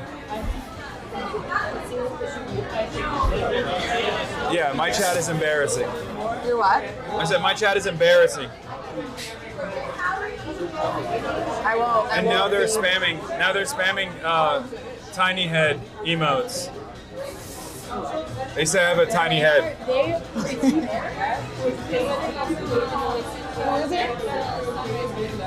But it's not. I don't have a tiny head. Really, actually, honest. It's just I have wide shoulders. So I mean, I never thought you had a tiny head, but the fact that everyone is saying this is like very confused. Like, why? Where's that coming from? I think when I sit down on the broadcast and you only see my shoulders and then my head, maybe it presents a weird Maybe image. it's like lower, and so your shoulders look broader. Maybe. And if I do like well, that, I can confirm that in person, his head is proportional to his shoulders. So. Thank you. You're oh welcome. my God. You're very welcome. On that note, of course, so you gotta adjust the angle. I was this close to endorsing Espai. You gotta adjust the angle on your camera so that folks understand. Actually, you won me over. Wow, hype train is starting too. Damn. Paid copium? No. What? She's running for Congress. What are you talking about? Paid. No. She's honest. You're just saying what he's saying. They're saying this is paid propaganda. Oh. That I paid you to say that. I would never take money to be bribed. I would never be bribed, never be bought. But especially not to lie about something like that. Yeah, that'd be the funniest and silliest thing. Wow, I really loved her until she blew her credibility like that by saying my head's not small. It's up. Another 20K down the drain. Oh my God. There's no way I can eat anymore, by the way. Well, I mean, I can apparently try. there's Ganefa on the way. I can try the Taco dessert, Bell. but if they got like another thing of chicken coming, I'm not gonna be able to eat Yeah. that. What do you watch? Do you watch TV? Well, not these What do you days, do for but- entertainment? But I do watch TV. My favorite TV show right now is Abbott Elementary. I think it's one of the few shows that actually like makes you like belly laugh. Uh huh. Have you seen it? No, I mean I know of it. I haven't seen Okay. it. I haven't watched it. But I know, like, I've met Quinta before. Yeah. 'Cause she was at BuzzFeed. She has hilarious. She was pretty funny back then as well. But I don't know. I haven't watched the show. Wait, was Jabuki on it too? He was, yeah. Yeah. Yeah. No, I mean it's got a great cast. What else do you watch? I watch like a lot of like. What do you do to entertain yourself? I watch like Love Island or like things that help me turn off my brain. I truly sometimes I just like need to turn it off. Uh-huh. I don't know. I like go out really in the city. Oh, you Just- party? Well, not party. I feel like I left Where do my you go party out? girl stage behind me. Uh-huh. But I go out in the city, I hang out with folks, like just different things. We have a lot of really incredible museums here. Yeah. And a lot of really, now that it's like nice out, a lot of the gardens are so nice to Yeah. just like hang out in. I think like touching grass is so underrated, especially in like a city. And I think I just spend a lot of time in the parks. And I think more people should What's do your that. favorite museum? The Museum of the History of New York, the Museum of the City of New York is one of my favorites. The Studio Museum of Harlem is like my favorite, I would say. Yeah, we tried to go there, but Yeah, it's incredible. They just redid it. yeah, So, but they like- wouldn't have us. Yeah, I know. So I they're love dead them, to though. me. I still love them. You should go. They're dead to me. You should still go next time you're in the city. My mom loves New York and loves museums, Yeah. and is an architecture historian, art Oh, historian, and art specifically with focus on architecture. She used to teach at NJIT, Oh wow. and now she doesn't teach. Yeah. But she loves New York and specifically the museums, They're a great museum. so she'll appreciate it. You said your favorite is the studio? Studio Museum. Okay. Yeah, it's so beautiful, the new building. They have like a rooftop terrace now. You can see both sides of it, like from either side of the building, you can see all of Manhattan. And it's incredible. My mom, I jokingly say, wanted me to be gay and like tried to make me into a gay man. Uh-huh. And part of that was always taking me to museums, but mostly opera, Broadway so musicals. you associate the arts with being gay? No, I mean, I drew my whole life, so it was important to me. But I just hated museums for that reason. I like You're it more forced now, into it. now that it's like up to me. Yeah. I can't believe there's another, I can't. Yeah, you guys Okay. dig in, I can't. That's a very big plate. We still have so much Sure. rice and mint stuff up.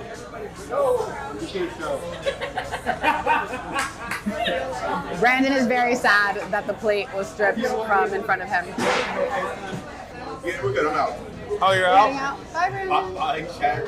That's what we do. Brandon had his last plate of chicken and was like, I'm good. Where's that? You're running a cafe? Nah. Nice to meet you, man. I gotta walk my dog. Good to meet you. Nice to meet you. Hey, hold up. Let me do this. Yeah, well, you need Do a you mic. need a mic? Yeah, give me the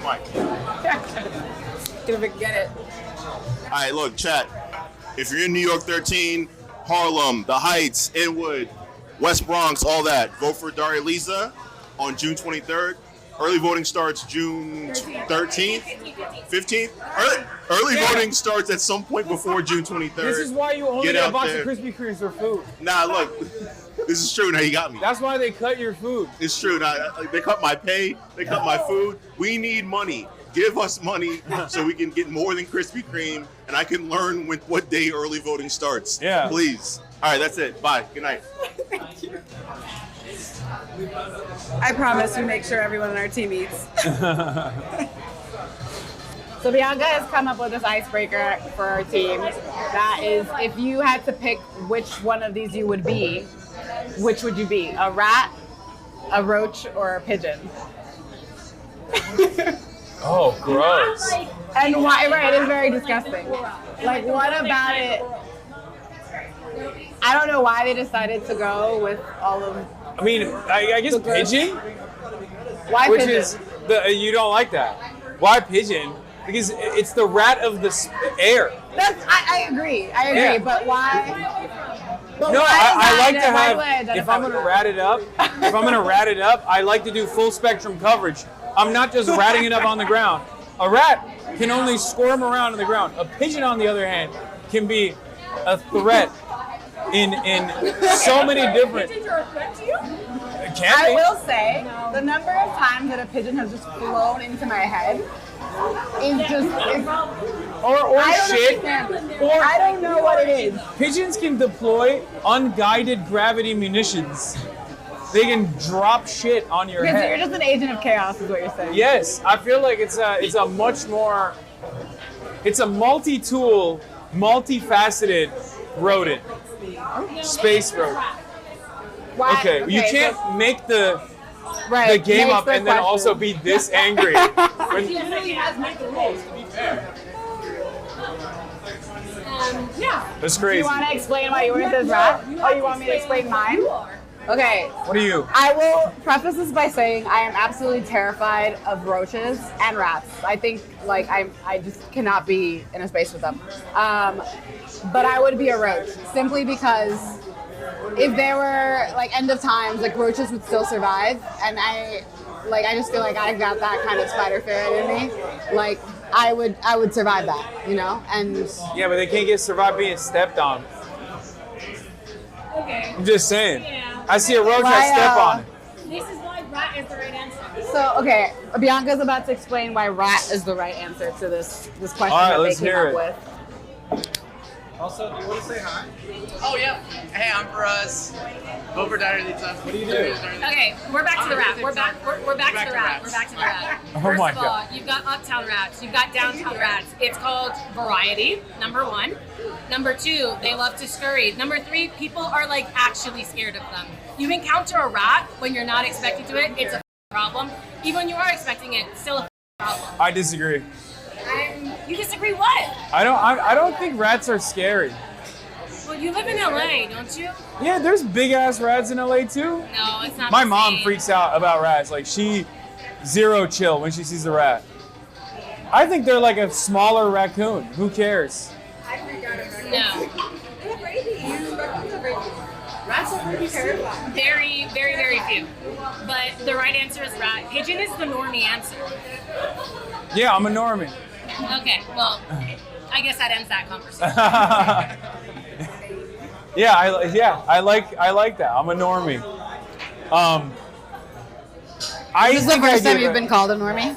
No, I've never been called a normie. I think I have a good answer for why it's a pigeon. You can like drop bombs on people? Yes, I can shit on people's heads, and I can go to most places that rats can go to. I am literally a flying rat. Bird flu?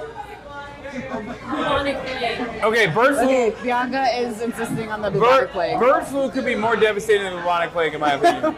if they tried hard enough, and I would organize my fellow pigeons to destroy the planet. Hitchcock's Birds, terrifying. You really enjoy like dystopian novels and movies, don't you? Maybe. Have you seen Silo?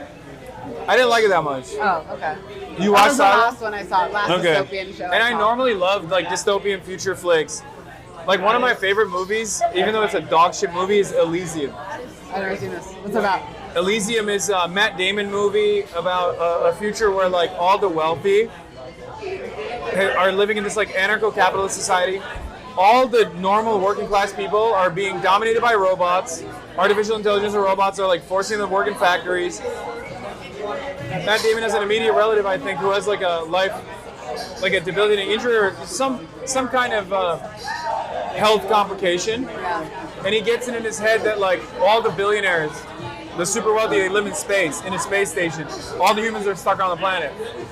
And he gets in his head that he wants to like bring his relative to that space station because they have med beds, like the ones that Donald Trump talked about, where you go into this med bed and then you get healed. Yeah. It's just like, accelerated capitalist dystopia. I like it a lot.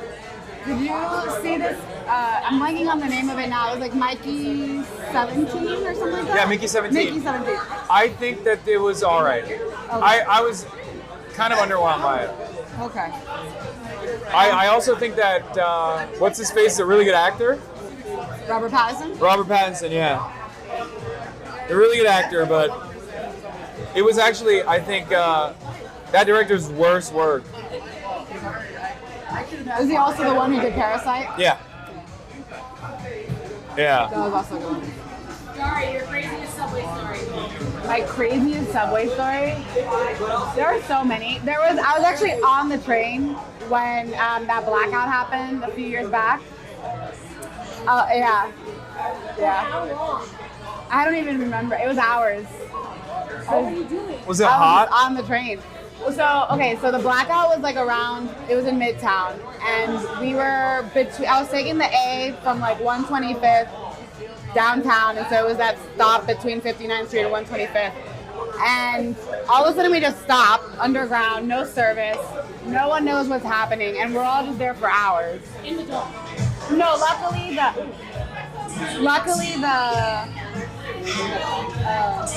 it's somebody's birthday.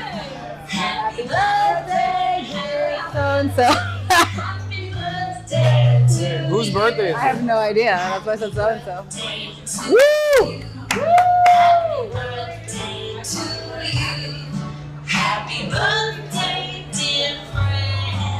Dear friend. Wait,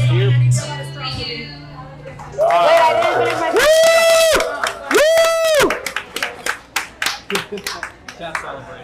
Yeah. How do I feel about astrology? Wait, I didn't finish my subway story. Oh yeah, go ahead. Sorry. It was so crazy because like we were there for hours, and there was a girl who really had to pee. And So she popped the squad? no, so literally the entire train was trying to figure out how to help this poor girl because she had nowhere to go. What do you do in that situation? Well, this is what we did. So the girlies teamed up. We got a bunch of jackets.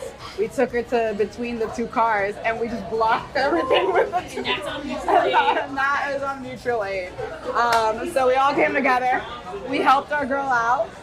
She got back on the train, and everyone was like, "Hey!" And you know, it was just a beautiful moment of New Yorkers coming together. But it How was was there only literally one hours. woman who needed to pee? I think honestly that is the craziest part of this because it was a packed train. People probably pissed themselves. I thankfully did not smell that, so. But no, we were there for you're hours, just- and you're just eventually used to they put the trains together, and then we ended up just like walking down like multiple train cars, and we got to 59th Street, and it was like pitch black. So that's What probably was my it? crazy. What happened? I don't know. There was just some kind of blackout. Anyway, are you into astrology? No. No. Do you know your sign? Well, I'm a Leo. Okay, I see that. That's What does actually that very. mean?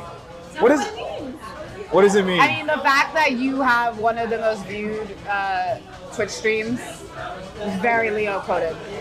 Okay. What is your sign? I'm a Sagittarius, but I'm a Capricorn rising. What does that mean? So Sag is like very like nerds. We're nerds, but we're also like wanderers, which can mean like we like to travel, but also we like to like explore different ideas. And then Capricorn, I'm very like type A. Like I am always like working in some way, and just very serious about the work that we do. Ooh. Typical Thank you. Sagittarius. I have no idea what that means. Someone said I'm a typical Sagittarius. Yeah, but then they said I have no idea what that means, and You wanna? we got Turkish coffee. What does Capricorn rising mean? You said type A and I'm very work. type A. I was always like I can't even do this. Hold on. You want me to do it? Yes, please. Hold on, I got it. This angle is very hard. Sorry, can you put the can? The can?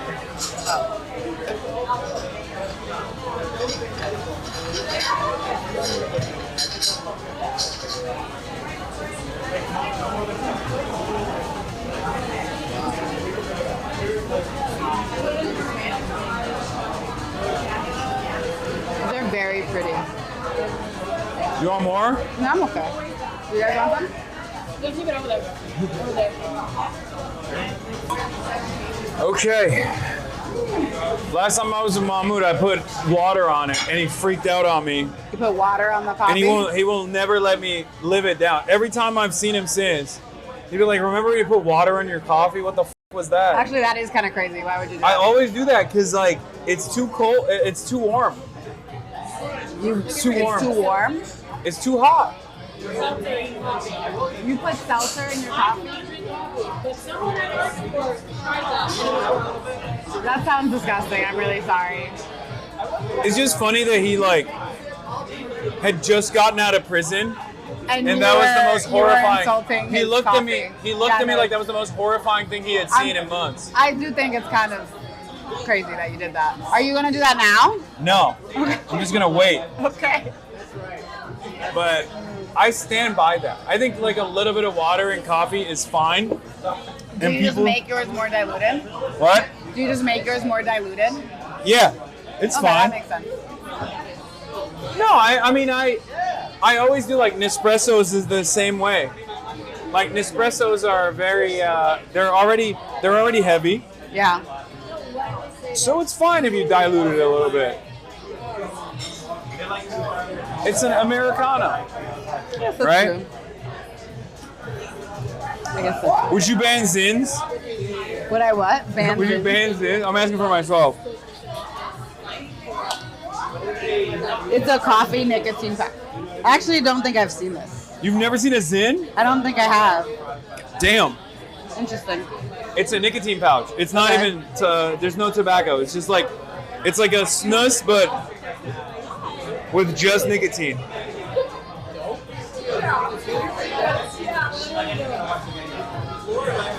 Oh. So do you know beyond Leo what else your big three are?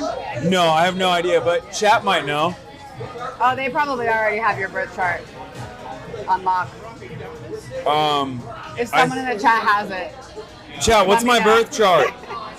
So you're really into astrology? I think it's a lot of fun. Okay. Do you believe in it? I mean, to the extent that you believe in anything that like can just be a mirror to think about Yeah. your life, you know. I think Chani is really great, actually. So shout out to her. There's a website that Yeah, has it. Astro Chart. Oh, they already had it. Let's see.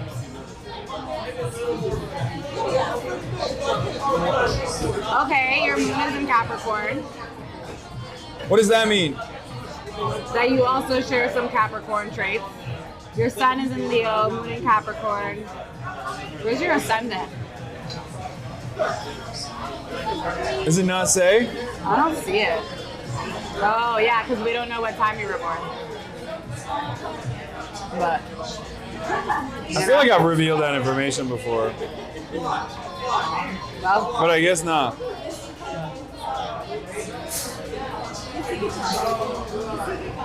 Chat, what's my ascendant? the fact that you can just ask them this about yourself. Yeah. Hilarious. Chat, what time was I born? The big edit? I think your mom said 11:01 p.m. Not your mom said. Yeah, my mom, yeah. Did she come on the stream and say that? Probably. I don't remember, but That's hilarious.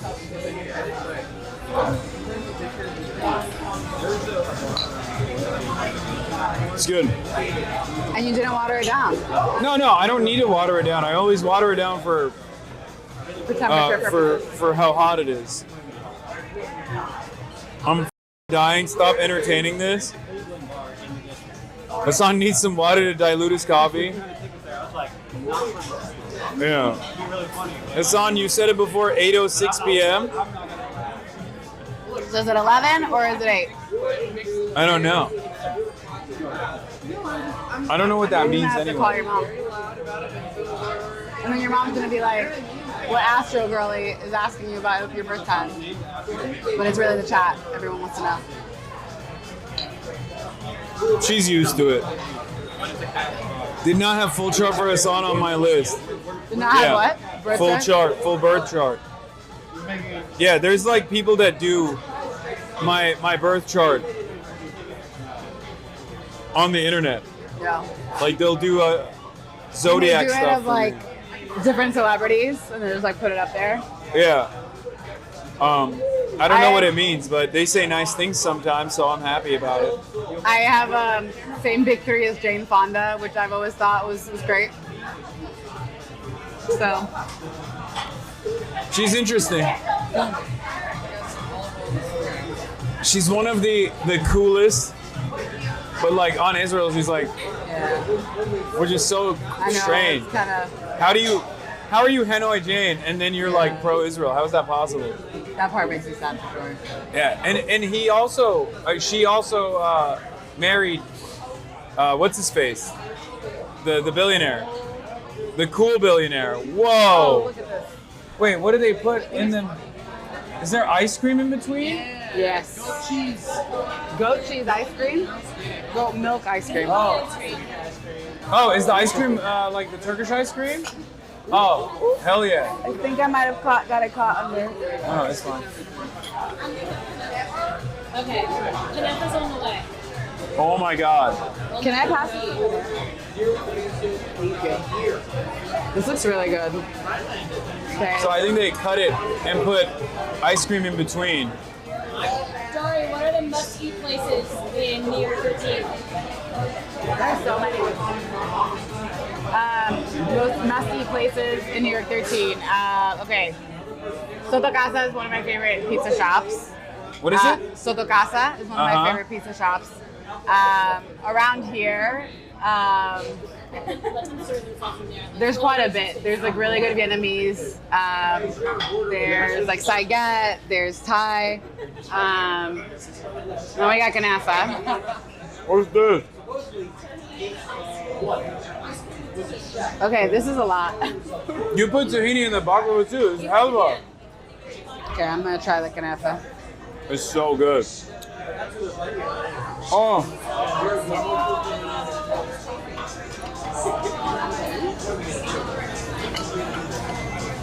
Is the ice cream mado? It says Turkish ice cream, no? Actually, it's not. It's not.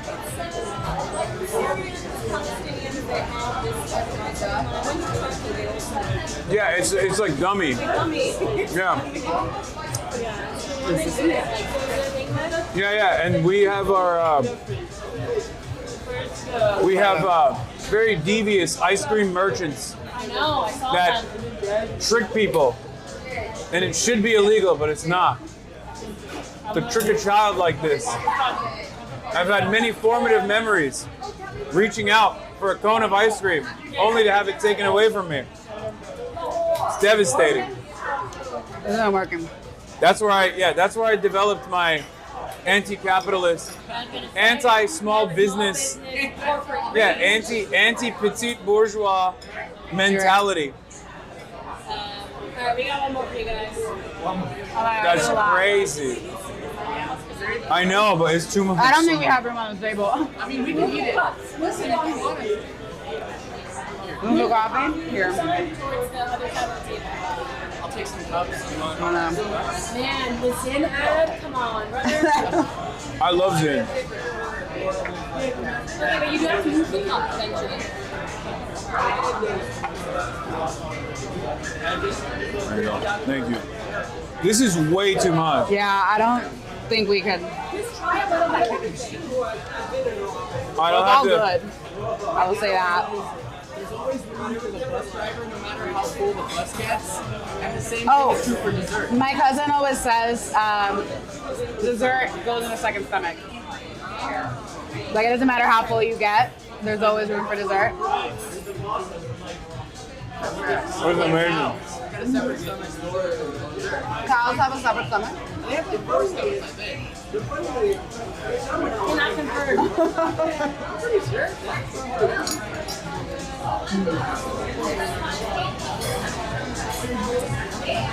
You know, when I was a kid, I wanted to be a veterinarian. So if I had gone down that route, if I had gone down the route of being a veterinarian, I would know about the number of stomachs that cows have. But So wait, what did you study? In undergrad, I studied Middle Eastern Studies, and then for grad school, I studied sociology. I was looking at sociology of deportation. No wonder you're so woke. Sociology, the woke science. We gotta stop it. You know? We gotta put an They end. already done it. Didn't they shut I it mean, down? didn't they shut down what? The Middle Eastern Department of Columbia? No, they didn't shut it down, but they put it under, essentially. Conservatorship. Conservatorship, Yeah. Good. It's Britney Spears. You shouldn't even need to learn about the Middle East, honestly. Unless you're learning about Israel, which is the most important country in the Middle East, I think. And only learn about it in a good way.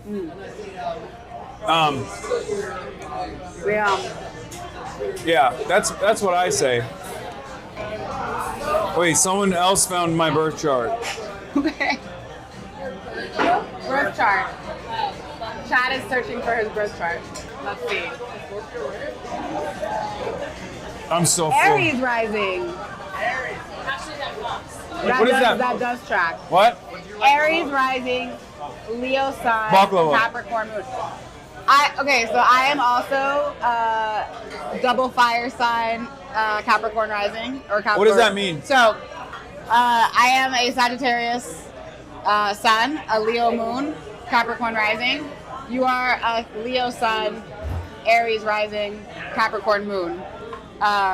So Sagittarius, Leo are both, and Aries are all fire signs. What is that? But like, give me the qualities. What does that mean? So like fire signs are like, like energy, like energetic. You like also like are in many ways like dynamic. Like people like feel like drawn to what you have to say or like to you generally. And then Capricorn is very like much a hard worker. Like we kind of like go through it in life a lot to like learn the lessons from the very beginning. But generally that also means that we like become really good at what we do. Okay. Because like we learn every single lesson that there is to learn about that path. So I feel like I keep repeating the same mistakes, so I don't know how well I'm learning. You're learning from every angle about it. Okay. All fire signs, crazy mama. I'm not all fire signs. But still, I think it'd be cool if we were. Oh, all right. We I need feel like- fire signs in office, actually. All right. That's what's gonna make us have fighters in office. Daraliza, before we end it, Okay. I have like a speed round of questions I'm gonna ask Okay, you. let's do it. We'll just do it here. I know I said we'll do it in a more quiet place, but honestly, I was lying. It was because I was very hungry and I wanted to eat food. And there's a lot of dessert food in front of us. So I'm just gonna ask you, speed round. Rapid fire. Do you support Medicare for all? Yes. Universal child care? Yes. Abolishing and prosecuting ICE? Yes. Raising taxes on billionaires? Yes. Raising the minimum wage? Absolutely. Implementing the Green New Deal? Yes.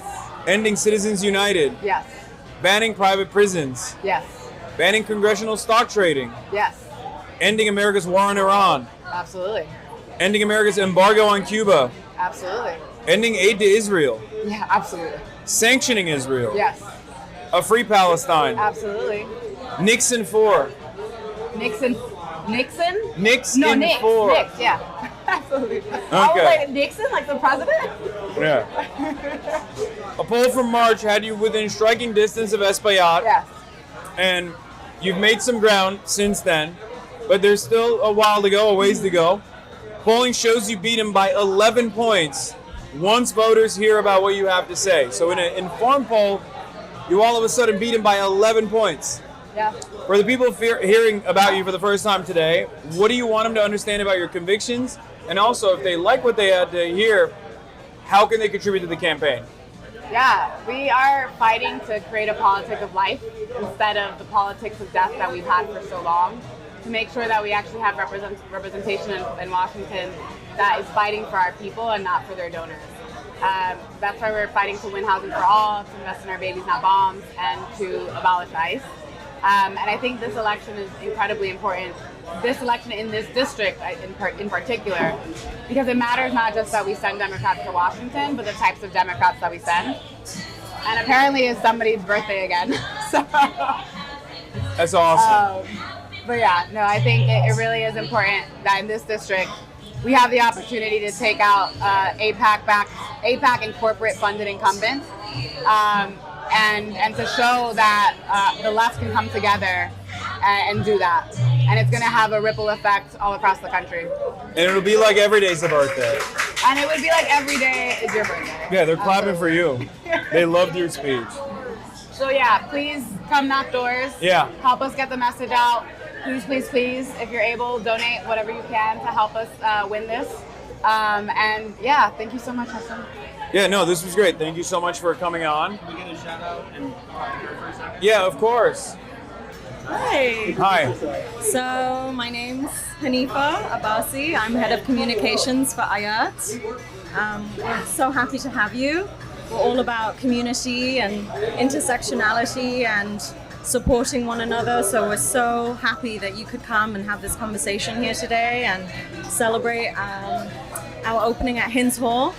Obviously, Abdul Al-Anani, the CEO and founder, opened Hinds Hall to honor Hind Rajab, who was killed by the IOF. So this place really represents the loss of innocent life everywhere in any kind of genocide conflict.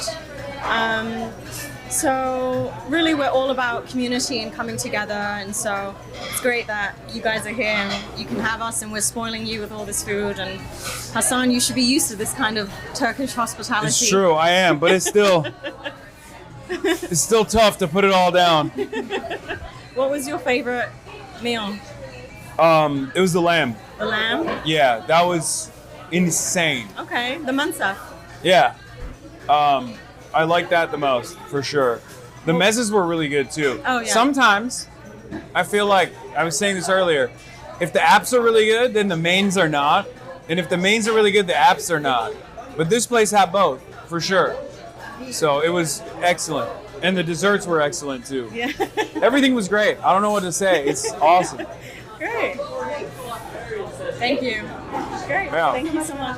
Yeah. And you guys have something that you're doing, right? A community dinner? Yes, so we're hosting a free public dinner on Friday, May 29th at 7 p.m.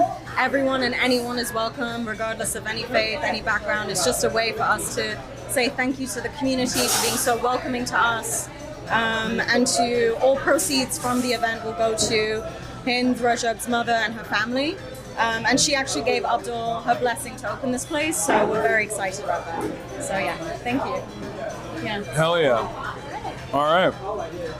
I'm gonna give you guys primary voting information once again. You register by June 13th.